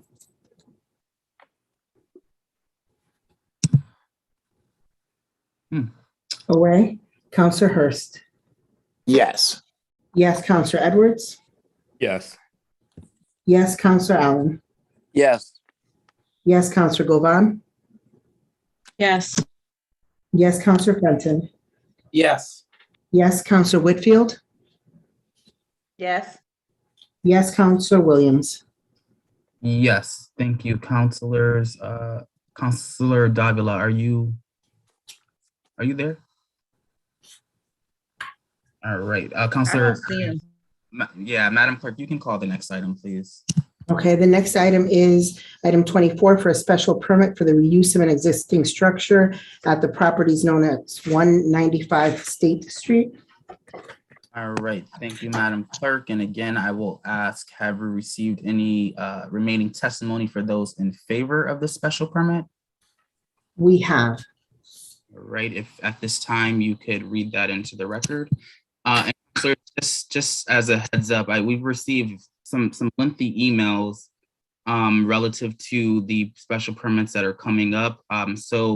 I'll have, of course, the clerk identify the testimony by name and address, but we might just read longer excerpts instead of the whole document to save a bit of time on those longer pieces. As they've all been circulated to the council, but Madam Clerk, I'll give you the floor. The first piece of testimony in favor was submitted by Betsy Johnson, which is the Aqua President, 140 Chestnut Street. It reads as follows: the Armory Quadrangle Civic Association and its board, at its board meeting yesterday evening, February 2nd, 2022, reaffirmed our support for the development of income limited housing units by First Resource Development Company of 195 and 310 State Street. We asked the City Council approve the needed special permits. The second piece of testimony was submitted by Jane Devlin of 235 State Street. It reads, hello, I'm writing to express my support for the project by First Resource Management to develop the school department building at 195 State Street by rehabbing it into affordable housing. I've lived in this neighborhood for more than 30 years and have lived at classical condos at 235 State Street for 9 years. I've watched as the beautiful school department building has gone from occupied vital and cared for to idle and unloved and becoming an eyesore with trash accumulating outside, lack of snow removal on the walkways, and just plain looking so sad. I've also watched as First Resource Management has purchased properties in the city and totally revitalized the properties and the neighborhoods in which it has bought. They have done wonders to bring back neighborhoods such as the former Hollywood section of the South End, where previously people would avoid walking, but are now active with people and beautiful to walk through. Outing Park now reminds many of many years in its vibrant Italian neighborhood where some of my relatives lived. And I remember how I loved the feel of the neighborhood. And now I feel that way again with how First Resource has brought it back. Many years ago, the Army Quadrangle Civic Association had a tour of First Resource Management Security Building at the Worthington/Federal Street site. I was amazed to hear and see how they manage their properties and look at the care they put into the properties and how they provide tenants with good quality, secure apartments in which they live. Everybody deserves a good, well cared for and safe place to live. I give my full support to the project by First Resource Management to develop 195 State Street into affordable housing. I think the development of this property will only improve and enhance the neighborhood. And I look forward to this project moving forward and having and meeting my new neighbors. That is the second piece. And this third piece of testimony is for this item and for also 310 State Street. It is a follow-up submitted by Alan Goldsmith, who has submitted in the last meeting as well. So I'm going to read excerpts that were not read in the last meeting. On December 21st, I sent a letter to each of you expressing concerns I had about 195 State Street, developing 195 State Street into affordable rate apartments at a central point was unfortunately not read aloud in its entirety at the meeting. Quote unquote, Springfield seems caught between a rock and a hard place, forced to accept a proposal that is less than optimal.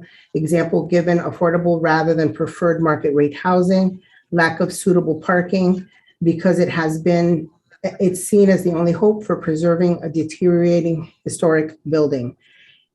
Is it really in such bad shape, though? Can its condition be stabilized at minimal cost to buy time for a greater effort at finding a better use? Might the library or museums, for example, benefit from extra storage or space and be able to make it work financially? I wish I knew the answers, what the answers were, but hope the council will consider these questions in its next meeting. Mr. Pulsifer gave the impression that offsite parking would be conveniently available at FRC's lot on High Street and its existing parking garage belonging to 310 State Street. The only spaces that can be considered convenient would be those in the library lot next door. Current plans call for 56 spaces at 310 State Street. That meets requirements for the number of tenants in that building, but allows no extra spaces for those at 195 State Street unless they have access to the empty lot next door. I would hope that FRC's plans provide for loading and unloading spaces on the east side of 195 State Street for tenants to bring personal belongings, groceries, for example, in and out of their apartments. As far as open space is concerned for families and children, let's not forget just across the street from 195 is a museum, Quadrangle and Seuss Museums, two priceless amenities that should be a great draw. When FRC first presented its 310 State Street plans to Aqua, mention was also made of acquiring 3 apartment buildings on Spring Street immediately north of 310 State Street property and its empty lot. No mention was made of this at either council meetings. So one has to wonder if those buildings are still in play. And lastly, I'm not sure if any of these points, excluding number 5, of course, are deal breakers, but I would hope that the city council will explore these matters the next time it considers FRC's request for a special permit. When all is said and done, I have great respect for Mr. Pulsifer and his company and have no doubt that FRC would do an excellent job developing apartments at 195 State Street if there is no other alternative. And it's signed Alan Goldsmith of 96 Elliott Street. Thank you, Madam Clerk, and I will assume that also covers any opposition. Correct. With that being said, at this time, I will ask the council if there's any questions for the petition. Again, I will ask Councilor Whitfield. While I don't have a question, I do have a couple comments. Thank you, Mr. President, for the opportunity. First, I want to say that I do think that First Resource does great work in the city of Springfield, as Councilor Walsh said last meeting. However, while you're in a lot of our communities that are high crime areas, I would like to see more investments in those particular areas to combat the crime and other things that's happening in the areas. If we can collect rent, we could give some more money out to the areas to help combat crime. So I do want to thank, I think it's Ellen, for reaching out to me to set up a meeting so we can discuss it further. I also discussed maybe a mentorship opportunity, and she actually reached out to me right away to have a conversation about that. I knew we couldn't have it before the hearings meeting, so scheduled after the hearings meeting, but I look forward to the opportunity to meeting Ann and having deeper conversations how we can help the city of Springfield overall. I'm not picking on you, Gordon, at all. I think you do great work in our community. I just want it to be known that people coming to the city of Springfield, getting resources from the city of Springfield and purchasing properties way under market value will be asked to give back to the community. And so you just happen to fall first. So I definitely appreciate all the projects you've done and what you have brought to the city. And I just wanted to say that I was not picking on you, and I look forward to meeting Ann. Thank you. Thank you, Councilor Whitfield. Are there any other Councilor Letterman? Thank you, Mr. President. I just wanted to make a few general remarks related to this proposal and the proposal that will follow. Both of I plan to support. And I want to thank Mr. Pulsifer and his company for their willingness to invest in these two properties and for their willingness to be open to discussions, as Councilor Whitfield has made clear, relative to other ways that they can give back. But I also want to thank everybody who took time to comment on this proposal. And I was really heartened to see so much support from neighboring buildings for the development of these in the form of affordable housing as it's come forward. We're going to hear a little later tonight, we probably won't be able to take it up for a vote, but about a piece of legislation that several of us have been working on related to housing. And this all really follows a hearing that we held last year on the Greater Springfield Housing Study that was done by Wayfinders and Donahue Institute. And this is all relevant because what we know is that we have a housing crisis in the city of Springfield. We often hear about the housing crisis get talked about in the context of the greater Boston area and Eastern Massachusetts, but we know that the data shows we are tens of thousands of units short of housing in the city of Springfield and throughout the Pioneer Valley. And that is contributing to a very low vacancy rate, and that is contributing to rising rents. And so we have to see continued development of housing in the city of Springfield at all levels.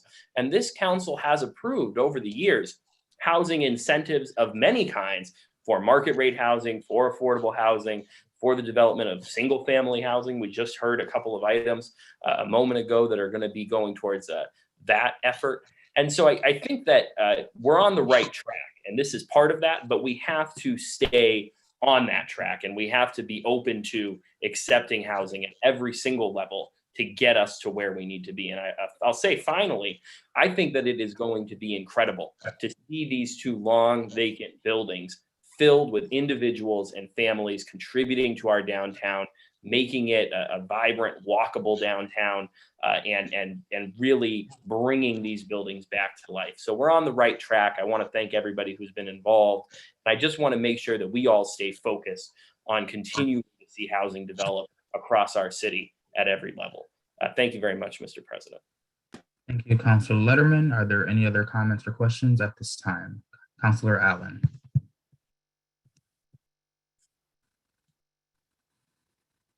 Councilor Allen, you're muted. Thank you. I'm unmuted now. I just want to thank Mr. Pulsifer for his continuing interest in our city and continuing investment in doing good projects here.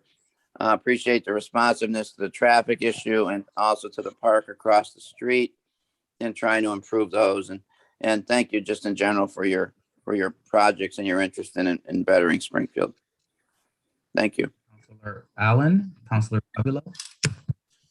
Thank you, Mr. President. I think I feel like I'm caught between a rock and a hard place here because though I appreciate Mr. Pulsifer's investment in the city, which is a good investment. And although I appreciate, and it is true that we have a significant housing crisis here in the city of Springfield, the state, and I would say the country, I am very concerned in the aspect of the safety, pedestrian safety in that area. To me, that has not been addressed successfully. I'm very concerned that we're going to have further strategies in that area. And so that's the only thing holding me back on this project. Other than that, I got to think about human life. And so I'm very concerned with the safety. I just want to say that for the record. Thank you, Mr. President. Thank you, Councilor Davila. Councilor Brown. Thank you, Mr. President. I want to also thank Mr. Pulsifer and just reiterate when it came to my area, there's a lot of blight that was there as far as buildings that not a lot, but there were certain blighted buildings that we wanted to be done. They were dangerous. We had a lot of just unsafe areas near those blighted properties, like right over near the MCDI, like that Firestone building. So even with the fire, even the motorcycle building, once it got redone with the cameras and everything. So I remember it before that. So once you get a lot of the stuff redeveloped, as long as you have a person who really cares and is going to put into the community, because I remember also with the crossing ramp, It was a unfortunate accident. And when you look at the actual creation of it, it slows down traffic. It works. Unfortunately, you have to push it, but it's not just some rinky-dink lines drawn on the streets. When you talk about that particular street, you're talking about from the bottom all the way up to Eastville Mall. They speed, so you do need certain things to deter it. So like my colleague Councilor Dalbia was saying, with the crosswalks, these crosswalks he did put in were very, very well designed and state of the art. And if they're willing to do that again, I commend that also, because that will address some of those issues. And I think, yes, we do have to think a little bit more about slowing down some of that traffic. And I do commend Mr. Pulsifer for at least helping a little bit with addressing some of that speeding. Thank you, Mr. President. Thank you, Councilor Brown. Are there any other questions or comments from the council? Councilor Davila? Yeah, Mr. President, just for the purpose of clarity, I don't recall, I know Director Signoli said that there was going to be something going up, which at the time did not address my safety concerns appropriately. Did I miss something, that there's going to be a new system going up? Or no, or nothing has really changed from the last time we talked? Maybe Mr. Pulsifer can address that. Mr. Pulsifer? Certainly. Gordon Pulsifer, First Resource Development, 2001 Washington Street, Hanover, Mass. I have met with Chris Signoli and reviewed the plan that he's put forward. And I think he's met with some of the counselors here on the plan. But the plan calls for slowing traffic in front of the library, reducing it from 4 lanes to 2 lanes, adding a crosswalk, a lighted crosswalk, hawk system, similar to what I installed up by Indian Motorcycle. But the city will be executing this plan as opposed to First Resource Development that did it at Indian Motorcycle. And I thank the city for doing that. Those systems are very expensive. I think we spent over $300,000 between engineering but it's effective, as Councilor Brown mentioned. It does slow traffic. It protects the pedestrians. It only operates when you push the button, so it doesn't always slow down traffic for no reason. It slows down traffic for someone crossing the street. And but this reduction of lanes will go a long way for slowing and calming traffic coming down that hill. And part of the problem is the hill. Cars just seem to go fast up to that light. Mr. Gordon, if I may, I do recall that hawk system talked about. I recall you saying that it costs you a little money to put it at the other location that you have. But the four lanes to 2 lanes on State Street, there's only 2 lanes there, right? There's 4 lanes, 2 on each side, Councilor Davila. I know Chris Signoli really believes in his plan that he can slow it if he just reduces it to 2 lanes, 1 lane on each side, just for so many feet. I forget how many feet he's doing it, and then it widens back up by the time it gets to the light. So some of your concerns, Counselor, was how do people cross the street at that light? Traffic is going to be slowed greatly there, and which will, I think, help maybe perhaps your concerns, people coming up to the crosswalk at the light. Right. So if you could give me a visual, so it's going to be slowed down from 4 to 2, starting where and ending where? When I reviewed the plan with him, it seemed to be right in front of the library. Just that section, maybe a few feet before the library and a few feet after the library, but generally the library section of State Street. Okay. All right. Okay. All right, thank you, Mr. Gordon. Thank you, Mr. President. Thank you, Counselor Davila. Are there any other questions or comments at this time? Seeing none, is there any further deliberation? All right, also seeing none, the hearing for this item is now closed. At this point, I will make a motion to approve the special permit. Mr. President, I move that we approve the special- No moved. Wait, Counselor Letterman? Sure. Counselor Letterman, did you have a comment? No, I just said I move that we approve the special permit. Oh, thank you. Motion made by Counselor Letterman and seconded by Counselor Allen, I believe that was. Madam Clerk, can you please call the roll? On item number 24, Counselor Perez. Yes. Yes, Counselor Letterman. Yes. Yes, Counselor Curran. No. No, Counselor Walsh. Yes. Yes, Counselor Brown. Yes. Yes, Counselor Davila. No. No, Counselor Hurst. Yes. Yes, Counselor Edwards. Yes. Yes, Counselor Allen. Yes. Yes, Counselor Govan. Yes. Yes, Counselor Fenton. Yes. Yes, Counselor Whitfield. Yes. Yes, Counselor Williams. Yes, the special permit is approved. Counselor Perez, on the reasons for approval. Reasons for granted permit. Number one, the specific site is an appropriate location for such a use, structure, or condition. Second, the use as developed will not adversely affect the neighborhood. 3, adequate and appropriate facilities will be provided for the proper operation of the proposed use.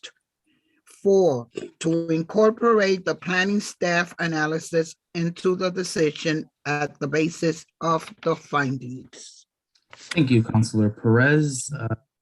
Madam Clerk, can you please call the roll on accepting the reasons? On accepting the reasons, Counselor Perez. Yes. Yes, Counselor Letterman. Yes. Yes, Counselor Curran. No. No, Counselor Walsh. Yes. Yes, Counselor Brown. Yes. Yes, Counselor Davila. Yes. Yes, Counselor Hurst. Yes. Yes, Counselor Edwards. Yes. Yes, Counselor Allen. Yes. Yes, Counselor Govan. Yes.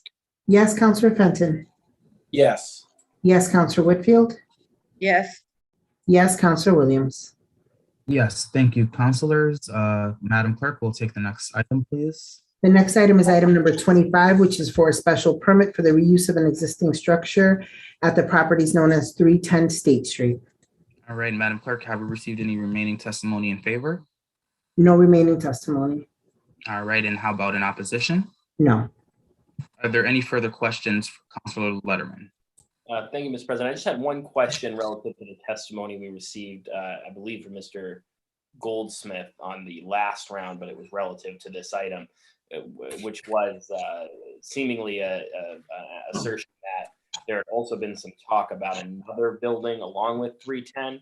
I had not heard that, but Mr. Pulsifer, can you comment on that? Certainly. There are no other buildings included in this project at this time, nor have we talked to anybody about any other buildings. All right. Yeah, I was curious about that myself because I hadn't heard about it previously. So just wanted to confirm the project is on with this one building. Right. Okay. Thank you very much. All right, thank you, Counselor Letterman. Are there any further questions at this time? Seeing none, is there any further deliberation? Also seeing none, that will close the hearing. Counselors, I will at this time accept a motion to approve the special permit. Motion to approve. Second. Motion made by Counselor Edwards, seconded by Counselor Walsh. Madam Clerk, can you please call the roll to approve the special permit? On approving item number 25, Counselor Perez. Yes. Yes, Counselor Letterman. Yes. Yes, Counselor Curran. No. No, Counselor Walsh. Yes. Yes, Counselor Brown. Yes. Yes, Counselor Davila. Yes. Yes, Counselor Hurst. Yes. Yes, Counselor Edwards. Yes. Yes, Counselor Allen. Yes. Yes, Counselor Govan. Yes. Yes, Counselor Fenton. Yes. Yes, Counselor Williams. Yes, the special permit. Yes. I said, wait, did you hear me? I didn't hear my name called. Counselor Whitfield. Sorry. Yes. Yes. I'm also a yes. The special permit is approved. Counselor Perez, on the reasons once again, please. Reasons for granted permit. Number one, the specific site is an appropriate location for such a use, structure, or condition. Number two, the use as developed will not adversely affect the neighborhood. Number three, adequate and appropriate facilities will be provided for the proper operation of the proposed use. Number four, to incorporate the planning staff analysis into the decision at the basis of the findings. Thank you, Counselor Perez. Madam Clerk, can you please call the roll to accept those reasons? I'm accepting the reasons. Counselor Perez. Yes. Yes, Counselor Letterman. Yes. Yes, Counselor Curran. No. No, Counselor Walsh. Yes. Yes, Counselor Brown. Yes. Yes, Counselor Davila. Yes. Yes, Counselor Hurst. Yes. Yes, Counselor Edwards. Yes. Yes, Counselor Allen. Yes. Yes, Counselor Govan. Yes. Yes, Counselor Fenton. Yes. Yes, Counselor Whitfield. Yes. Yes, Counselor Williams. Yes, thank you, counselors, and thank you, Mr. Pulsifer and your guests that are this evening. Appreciate your patience. Thanks. All right, Madam Clerk, if we can please call the next item. Next item is item number 26 for a special permit to operate an adult use marijuana establishment at a portion of the property known as 299 Page Boulevard. All right, Counselor Letterman. Thank you very much, Mr. President. I'm going to make a motion that we table items 26 through 29.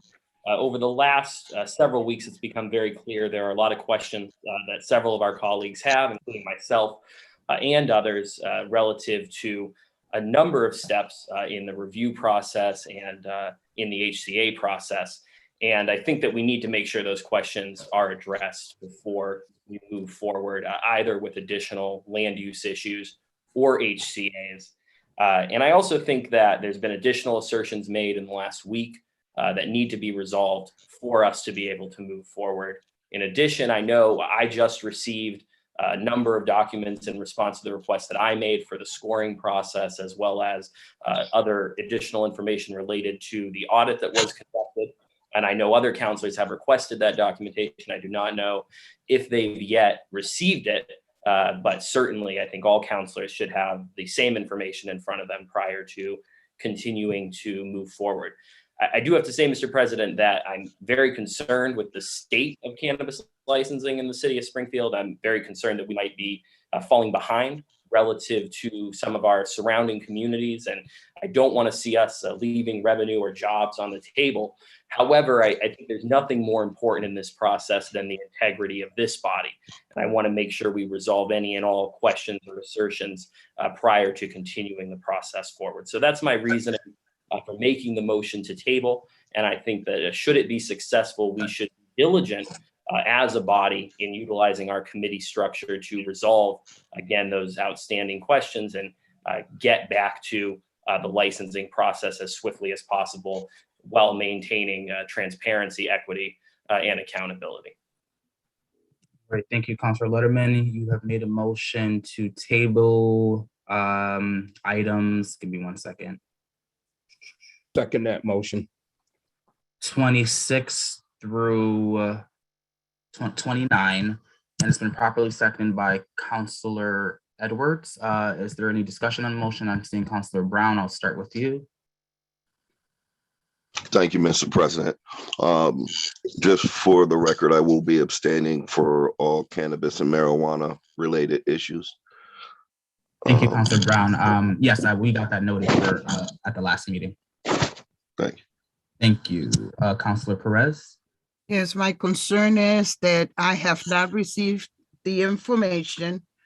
Now, my other concern is, do we have a time frame? I'm concerned about the people that are waiting for this decision making.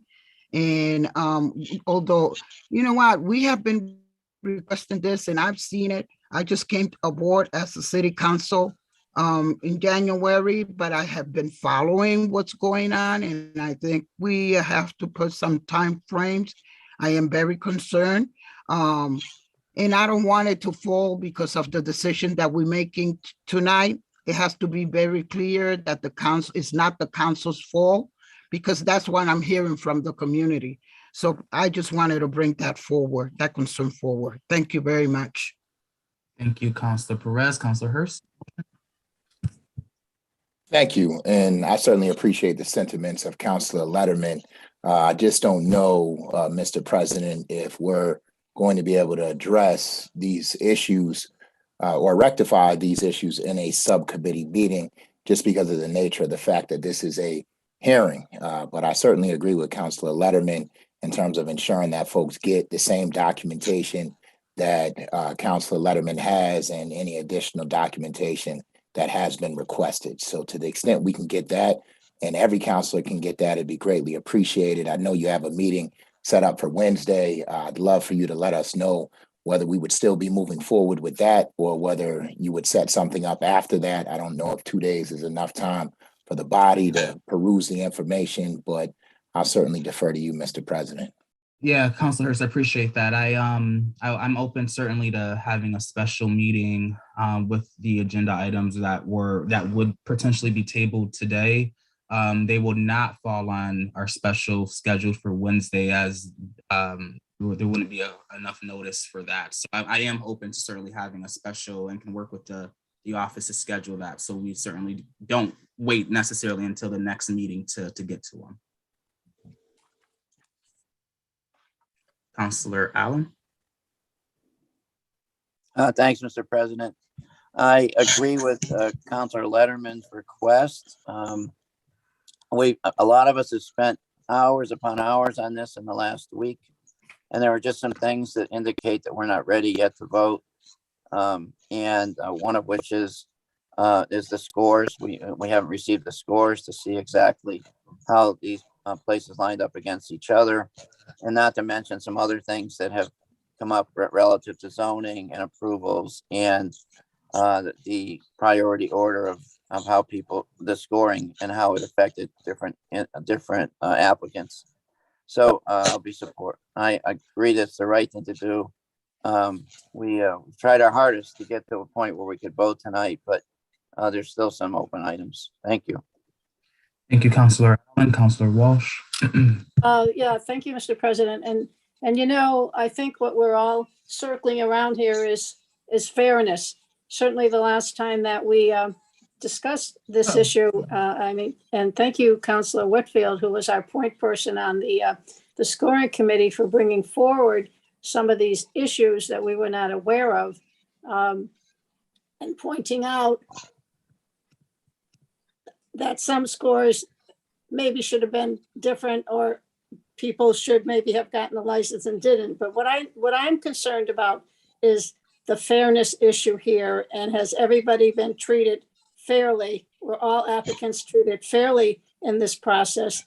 And did everybody follow the marijuana ordinance that we as counselors worked so hard on to make sure it was fair for residents and businesses in the city of Springfield? So I think a Pandora's box has been opened, because it's clear to me, and I wasn't planning on supporting some of the issues before us tonight, because it's clear to me that I do think some special preference was given. And I don't really like that. I think everybody should be treated fairly. And if that's what going to committee is going to address, then I would support going to committee. But I also think it's certainly a hardship for the people who, and what, they're almost at our 10 o'clock rule here, who keep waiting and waiting and waiting for us to address these issues. And then at the last minute, we're not going to do them. But I do think there is a fairness issue that I certainly didn't anticipate when we wrote our rules. So I will support the move to committee, but I hope it can be swift, because I think there's, people in these businesses, they've certainly invested money and time, and there's opportunity for revenue. We all see that cannabis is now bringing in more money than alcohol. I mean, there's a lot that can be done here for the city and for people getting jobs. So I don't want it to go too long. And I do think it's really unfair to make people wait and then at 10 o'clock at night say, see you later. But if that's the way it's got to be, that's the way it's got to be. Thank you, Councilor Walsh. And just to circle back on what Councilor Hurst said in regards to kind of the appropriate forum that these meetings should happen. And I think because this item will still remain open, we might have to put our brains together on how best to address some of the issues that we all think to be. But we can do that after this meeting. But I am open to holding a special at that time. Councilor Whitfield. Yes, my questions are for Ed, Mr. President, if you're available. Ed, my questions are, how long is it going to take for us to get the information? Because I feel like we're going to stay in this spot until we get it. Second, is there a time frame on these special permits that we have to approve them? And if so, how much time do we have? And third, are we able to discuss these items in committee meetings or executive session or something that we can like get through this, so these organizations aren't waiting after a long meeting, waiting, and so we can get through them. So I definitely like the fact that if we do close this meeting at 10, that they would be first on the agenda next time. So thank you guys for that, putting that in the ordinance. But can you answer those 3 questions, Attorney? Sure. I think Steve Roach, I don't know if he's on here, but he handles the public records. He can give us a status of what we've got out so far, what we're still working on. As to the time frame, there is limitations that if you don't handle them within a certain time, they can be automatically granted. I'll defer to Phil Dromey as to what the calendar is and where it's running there, and perhaps we can talk to the applicants as to whether people might agree to extending that time period. And as to the third, I think the committee meetings would be separate and above and not part of the special permit process. So they can be done, is what you're saying? Yeah. Oh, okay, they can still be done. Okay, I just wanted to make sure legally we could talk about these items in the subcommittee meeting while hearings are open. I don't see, I mean, I think it's a separate issue. I mean, as far as I understand it, it sounds like the concerns are really not with regard to the special permit criteria, but with the process, sort of as to the process. And so it seems like a separate issue. Okay, thank you. And Phil, can you just talk about, oh, Steve, I see that you unmuted first, so maybe you want to talk about where you're at and how long we can anticipate getting this information? Well, as you may know, 2 members of the council recently requested documents from scoring documents and other items. We just gained access, and I'm not involved in the process at all. I'm just the public records attorney. And so I'm working away on that. And I sent a batch of some of these scoring information to the 2 counselors who requested it. I stayed in the office late just to get through another set of documents. We're just getting stuff from the auditor's drive, which are stored only in shared drives at City Hall. And so we sent out a massive documents today. Basically, every entity that was part of the evaluation process filled out a form, and for every application. And so I went through all those documents today and released those unredacted, because of course, in some of this stuff, like in the applications themselves, which were also going through all 24 applications. And we have to, by law, review them with the idea that there might be information about security or about financial information, private information. And of course, we do have to look at that under the Mass Public Records Law and redact that. So I have two assistants, and one of them is just working full-time right now on this, and I'm very involved in that process as well. As I know, there was, a question about what can we get by next Monday. I did make an effort to get extra stuff out there, and I'm expecting more. But again, I'm just letting you know where we are sort of in that process, Counselor. Thank you. I appreciate it. Those items that went to the two counselors for special requests, please send them to us. Counselors, we all been waiting for the same information. Or Steve, are you able to send them to the entire council or just the folks that request them? Well, I can send it to any one of you if you give me a point of entry. Should I send it? You can send it to the or, city council staff, and then they can send it to us. Got it. That will be done tomorrow. Thank you. Yes, And ma'am. then Phil, I'm sorry, guys, I'm just trying to get my Yeah, stuff. Counselor, I believe it's 90 days, but I believe, and again, I think the 90 days doesn't start until the public hearing is closed, but I just need to confirm that. Okay, can you confirm that for us, Phil? So Yeah. we can make sure we're on the right path. And I think this hearing started over, correct, Council President? Yes, it did. So so it will go back to when it started over, right? Yeah, Yes, I believe Okay. all the special permits that are on now were all re-advertised. And there was a couple that were on for January anyway, but the other ones that were heard back in December were all re-advertised. Okay, great. All right, thank you for your time. Thank you, Counselor Whitfield, Counselor Davila, followed by Counselor Letterman. Thank you, Mr. President. I was going to echo some of the same points that Councilor Whitfield echoed. But Phil, I just ask if you could email us or the entire body once you confirm the 90-day situation. When is the absolute deadline for this to be approved?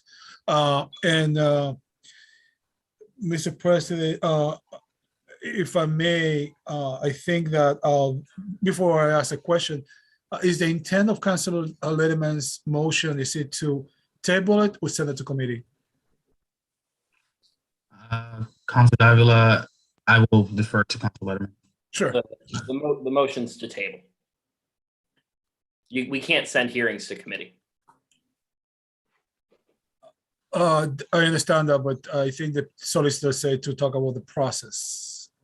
Correct. Unless So my intention, Councilor Davila, if I might, is to table these items, allow everybody to get the information that they should have. And I thank Steve for working, putting the time in to get it for us. We really appreciate that.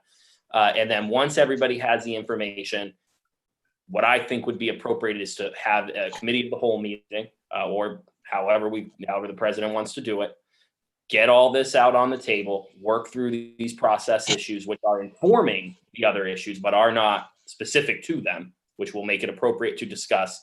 And then once that is resolved, or at least a majority of people feel it is resolved, as this is a democracy, then we would come back to these issues and finish them up. With that said, I believe all the hearings are still open. So I don't think the timeline, if that's correct, has started. So we should be good. But I will say, I do share and feel a great sense of urgency on this because we do want to be fair to everybody. But at the same time, the issues that have been raised, the assertions that have been made are extremely serious, and they should be resolved so that we can move forward, maintain the integrity of the council in the process, and do the business of the people. Very well. Thank you for the clarification, Councilor Letterman. And it does, Mr. President, it does sound very sensitive to me. I have to say that, I wish it was different. There's a lot of questions here. At the end of the day, we're talking about jobs that are being held up. We're talking about a tax revenue that is being held up. But we have questions. We have lots of questions that need to be addressed. And as much as I don't like it, because I think we're holding up other people because of this questions not being answered, because of questions the processing in of itself. So it sounds very sensible to me, very sensible. Very sensible suggestion to table it until we get all the information. So I will be supporting. Thank you, Mr. President. Thank you, Counselor Davila. Counselor Allen. Thanks, Mr. President. A couple things. First, Steve Roach, thank you for your efforts, et cetera. I'm wondering, could you identify yourself? Are you an employee of the city? Are you a consultant lawyer? Oh, no, certainly. Yes, sir. I'm a member of the law department. I'm an associate city solicitor. And as I said, I handle a lot of the public records / FOIA requests for the city. Okay, great. Thank you. Nice to meet you. Thanks Nice to to your meet you. efforts. You're kind of in it's a hot seat right now. Getting Well, this it's stuff. every day. Yeah. So, sending it to the council office is the right thing for that, as somebody said before. And also to members of the committee that reviewed the RFPs, the results of the RFPs. Thank you for the efforts. A lot of people have put effort in to get us to this point. Unfortunately, there's a couple other things that have come up, but there was a lot of effort put into to read the proposals and score them. And for the people who submitted them, we're just trying to get it right. So thank you for your efforts. And we think it's best to get it right rather than get it. Well, I guess it's not fast at this point. We haven't been really fast in this process, but we certainly want to get it right. Thank you. Thank you, Counselor Allen. Counselor Edwards, followed by Counselor Perez. I want to address I support tabling this. I will vote to table it. I'm looking forward to hearing the hearings, but we have a member of this council who has made the assertion that this process, while it maybe have been flawed and imperfect, but we've had an accusation that has gone beyond just a rumor to the point where one of our colleagues has accused the process of being corrupt. And I'm concerned, how do we as a body address that accusation? And do we really have the authority or the tools as a council and through a committee process to be able to address that? The thing is everybody's eager. We've left money on the table. We've been sued once before. We were fortunate that the first time we were sued through our actions and the process that was supposed to be utilized, that we didn't end up having to pay damages, which we could have been, liable for. Do my colleagues recognize that, people are throwing out things and sending out things and making accusations? And are we going to talk about the process? And make sure that, whatever we do, regardless of our feelings and the connections that we are unwilling to announce our relationships without this process. Springfield's a small enough city, so we all know somebody who's involved in this industry or hoping to be involved in this industry. I'm not accusing anybody of doing anything nefarious, but those accusations have been thrown out there and we need to address that. And I know that at least one of my colleagues has made a request for the Attorney General's intervention. Is that on the table as well? And do we, having hearings and continue to talk about, buffers and, points and things that have been discussed, does that get us any resolution or closer to having confidence with or the taxpayers of City Springfield having the confidence that the process is fair and that we're doing the right thing? I'm not going to stand here and try to besmirch anybody's reputation or integrity, but I'm not. But I have suffered because of that innuendo and comments that have been made, and so I apologize, but I have. I'm not prepared to defend this process, and But if the accusation's been made, if we're going to have hearings, let's make sure we address those. And I'm not going to. I didn't sit on the committee. So I've got nothing negative to say about any of my colleagues or their participation in any of these processes. But I will respectfully say that if people have concerns and if they made accusations or if they have shared information as a part of a committee and we're just going to ignore those comments and questions, then I got a real problem with what's moving forward. And I think we should have a conversation about the entirety of what is before us. Thank you, Thank you. Counselor Edwards. Just as a heads up, counselors, we're 2 minutes away from the 10 o'clock mark. So after Counselor Perez, I might have to enact that rule and see where it goes. But I just wanted to say, Counselor Perez, you have the floor. Yeah, I'm just gonna be brief. I just want you, Mr. President, just to address the process to the community. I think this has become a community issue that they're looking for answers, and they could see we're not getting the answers that we're requesting in order to assess the process. But by all means, could you explain now what's the process so the community could understand, and that we're not neglecting the people that are coming in front of us, but because of the process we're doing this? What is the process now in place, and how long you think it's going to take? And we need to set up some time frame. It's been over 3 weeks that we are requesting this information. We need to set up a time frame. And for the integrity of the council, we need to discuss the issues that my colleague Melvin Edwards has presented. Thank you. Thank you, Counselor Perez. Counselor Hurst, 9:59. Go ahead. Thank you, President Williams. I appreciate it. And just to provide a little bit more clarity to what Counselor Edwards has stated, I have indeed sent out a letter to the Attorney General's office, which I've said I was going to do for the last month or so. I've also highlighted the fact that I do believe the system is corrupt, and I believe it's rigged. And I believe that there are a lot of things that we're going to talk about in these hearings, as well as in any committee meetings that we choose to have, that go back to the process. And so I'll certainly send that letter around for everybody to see. Certainly I'm not backing away from it. And if there are any counselors who feel so inclined and they want to sign on, I'll resend it to the Attorney General and the Cannabis Control Commission. So I'm certainly not hiding behind any letter and never would. In addition, I mean, I agree with some of my other counselors. If it's great to have committee meetings on the process, but I think the reality is that we're not voting on the process. And so I think while we have these committee meetings, we also need to deal with what it is that we're charged to do as a body. I don't know if the Attorney General will come in and conduct an investigation at all. I haven't heard back from the Attorney General, and I think until I hear back from the Attorney General, which I'll certainly inform the council if I do, I think we need to proceed with business as usual, and that's approving special permits. And I agree with the solicitor from the last time, and as well as, our planner. What we're voting on has very little to do with the process that I believe was absolutely rigged and did exactly what it was designed to do, and selected exactly who it is that the mayor and the solicitor wanted to select. Thank you, Counselor Hurst. And now it is 10:01, and I will have to enact the rule. I know there's folks with their hands up in the queue.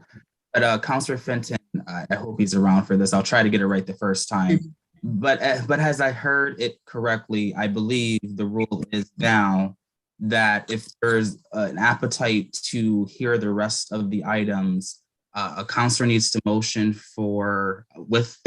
including a time limit for how long they would like to go on in the form of a motion that requires a proper second. And then we will take a roll call vote on that. In the absence of no motion, we end now. That's right. And the motion has to pass unanimously. And the motion has to pass. So with that being said, is there at this time any motion to continue? I was next in line to make a motion to continue. So if you would allow me, that's why I raised my hand, but to also speak if it passed. So I make a motion that we continue until we finish talking about this particular issue of voting on the table. We have to vote on tabling, right? So we finish this discussion and tabling it, but not to go past 10:30. So if we're not done discussing by 10:30, we end the meeting. But I just want to finish these items, if possible, and then table the marijuana permits, and then But if we go to 10:30, whether we table it or not, we end the meeting. Okay, so there's a motion on the floor to Motion. to finish this item. And if it goes to 10:30, rather, if it goes to 10:30, then we stop talking about the item pretty much. Right, right. I know I could have. And vote. I don't know how to say it. Thank Yes. you, Counselor Fenton, but something like that. All right, so there's a motion on the floor, been properly seconded by Counselor Walsh, I believe that was. No, I said I have a different motion. Oh, you have a different motion, so, okay. Well, is there any discussion on this motion first? Let's. Well, to say what your motion is, and maybe we can agree. It is not dissimilar to what Counselor Whitfield said, but I think we're all talking about fairness. We definitely shouldn't end tonight's meeting until we have voted on 30 and 31. I mean, there's only 2 items left, correct? Counselor, there actually is more than that because we have not tabled the others yet. Right. So I'd like to finish all our entire agenda before we close the meeting. I second that. I don't mind Counselor Whitfield. changing my motion because I'm gonna table mine again anyway, which is the housing rule. So we can finish. I just don't want to go past 10:30. So my motion is to finish this discussion, table the items, do the zoning, but not go past 10:30. That's the motion that I'm gonna. So there's a second on Counselor Second that. Whitfield. There's a second on Counselor Whitfield's motion. We will dispose of this motion first. If it passes, that is what it is. If it doesn't, we will proceed to Counselor Walsh's motion. All right, Madam Clerk, can you please call the roll on Counselor Whitfield's motion to either finish this item first or continue to 10:30 with this item and not continuing? All items that we can get through to 10:30. All items we can get through. So we're gonna keep talking about, sorry. Yeah, we're gonna talk about this, but I don't think it's a lot more to talk about on this tabling item. But all items until 10:30. That's All my right. motion. Sorry. All right, so 10:30 is the cutoff point. Let's just say it as that point. So I'm confused. So Mr. Counselor Perez, for clarity, we are going, Counselor Whitfield's motion is to go to 10:30 regardless of what we hear during that span of time.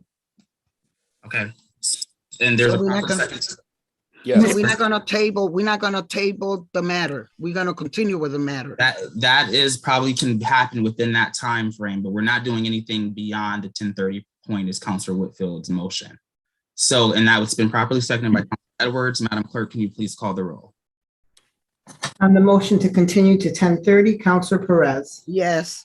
Yes, Counselor Letterman. Yes. Yes, Counselor Curran. Yes. Yes, Counselor Walsh. No, No, Counselor Brown. No. No, Counselor Davila. Yes. Yes, Counselor Hurst. Yes. Yes, Counselor Edwards. Yes. Yes, Counselor Allen. Yes. Yes, Counselor Govan. Yes. Yes, Counselor Fenton. Yes. Yes, Counselor Whitfield. Yes. Yes, Counselor Williams. Yes, the motion passes. So our endpoint counselors will now be 10:30. No, I think it failed because It it had to failed. be unanimous. Oh, I'm sorry. Yes, I appreciate. But I'm not going past 10:30. So if your motion is to go past 10:30, that one's gonna fail too. So So yes, so the motion fails. My apologies. Counselor Walsh, can you please reiterate your motion? my motion is to continue the meeting until we address all the agenda items left, which I believe after the discussion to table would only be items 30 and 31. Right, that's Counselor Walsh's motion on the floor. Is there a proper second? I'll second it. I'll second it, but I have a question. I'm Sure. sorry, Mr. President. Sure. I will say that item 31 is an ordinance that I introduced that I plan to motion to continue. And item 30, I don't know, I thought they had continued that as well. So I don't Will be think. continued as well. Oh, okay. Well, then if they're going to be disposed of, then I'll withdraw my motion. Okay. sorry, Counselor, I thought it was the other housing one I had on there. That's okay. I thought, yeah. Either way, it's getting continued. So. All right. Either way, we're wasting a lot of time talking and it's gonna be 10:30. Right. Exactly. All right. Exactly. So we can get back to the item at hand. There was a motion again to go 26 through 29, and this. Mr. President, my point clarification, sir. I think the motion failed. So we didn't agree to go past 10 o'clock, Yeah. right? So as far as I know, we need to end the meeting as far as I see it.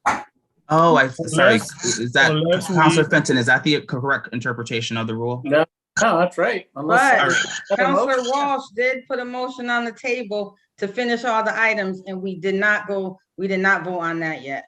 So we still have a chance to salvage this meeting. No. Right?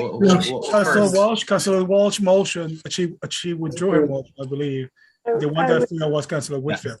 So with that being said, that the motion, the initial motion for the 10 o'clock fails. So therefore the meeting then ends. Now, Oh, so you can't table, one person can't make a motion and it fails and then someone else make a motion? That's not how it works? It's Yeah, one you could- motion? Well, you could do that. Somebody else can make a motion, it's just there's no motion on the floor. Oh, somebody else can make a motion? All right, I I'm was- raising my hand. I was gonna motion to table the items and end the meeting. so there, okay. So that, yeah, I mean, that's essentially, I think the work we're in right now. But everything else will be continued naturally anyway. Right. You heard tonight. So it's kind of the same thing. But I have a question, Mr. President, because there Sorry, were Councilor some of us that had a few more comments before tabling because there are accusations of corruption. I was on that committee. I do want to say what I had to say. Councilor, just give me 1 second. Yeah, please, let's give me 1 Okay. second to Okay. settle. And I appreciate everyone's patience. This is the first time we are encountering this, so it's working in real time. But so yeah, the Councilor Govan, you mentioned a motion of tabling the items and ending the meeting. And I know there's also Oh, and I'll put a time frame on that. Can we say 10:15? No, it 10, was 10 now. It's way past my bedtime. Okay, so I make a motion that we table the items and end the meeting by 10:30. Tracy, you got it. There is a motion, and Councilor Fenton, I'm sorry, I do have to refer this back to you for clarification. The motion, the rule itself, I guess, did not lead to us or led to us ending the meeting. So I'm just trying to grapple with the then additional motions to kind of compete with that. Can you please provide some? Sure. So the intent is that 10 o'clock comes and the meeting's going to end unless somebody makes a motion, says, I want to continue it for a certain period of time. And you say what that period of time is. So if Councilor Govan's motion is that we continue until 10:30, then that's the same motion that was made by Councilor Whitfield. And if it gets, Tracy did. yeah, and if it gets votes of everybody who's here, then we go till 10:30. Otherwise, if there's no motion that passes, the meeting just ends when there's no more motions and everything gets continued to the next meeting and put at the top of the agenda. That's it. Perfect. Point of clarification, Mr. President, quickly, if I may. Councilor Davila. Thank you. Clarification from either yourself or Councilor Fenton. If I understand Councilor Govan's motion, her motion is to table the remaining items and not to go past 10:30. But if that went through, there's no items to talk about because the remaining items are tabled. So doesn't the meeting by de facto ends then? Yeah, I mean, but I think in that scenario, we would have to actually take official votes on 30 and 31 to continue them. Yeah, and Councilor Fenton, unless my interpretation is wrong. Yeah, I mean, I think the thing that's really screwing us up here, guys, is that we're trying to delay longer just so we can table everything. So unless anybody has anything that they actually want to take an affirmative or negative vote on tonight, then we can just end the meeting and everything will just get automatically continued. I concur. Yes. All right. So if that is fine with everyone, well, it might not be fine for some folks, but that is the way the rule is written. We will end the meeting now, and all of the items that were not discussed from, I believe, the point Madam Clerk, help me with this. I think it's 26 through 31 will either be handled by way of a special meeting or be the first items on our next agenda following. That's right. So everything that people don't get to say tonight, we gotta hold it in, come up with some more stuff and say it at the special meeting. That's what we're saying right now, right? It's the rule that was voted on, Councilor Whitfield. Okay, I'm just trying to be clear. Because we did a lot of different votes here and a lot of different motions and a lot of different things that didn't get voted on. So I'm just trying to be clear because it's gonna just be the drag on of the next meeting. Some things that we could just get out until 10:30. We already wasted 15 minutes doing this. I see Councilor Brown. I see, first of all, hold on. I see hands continuously being raised. And at this point, the meeting is supposed to stop. So I can't entertain any further questions or debate among this issue until the next time we meet on it.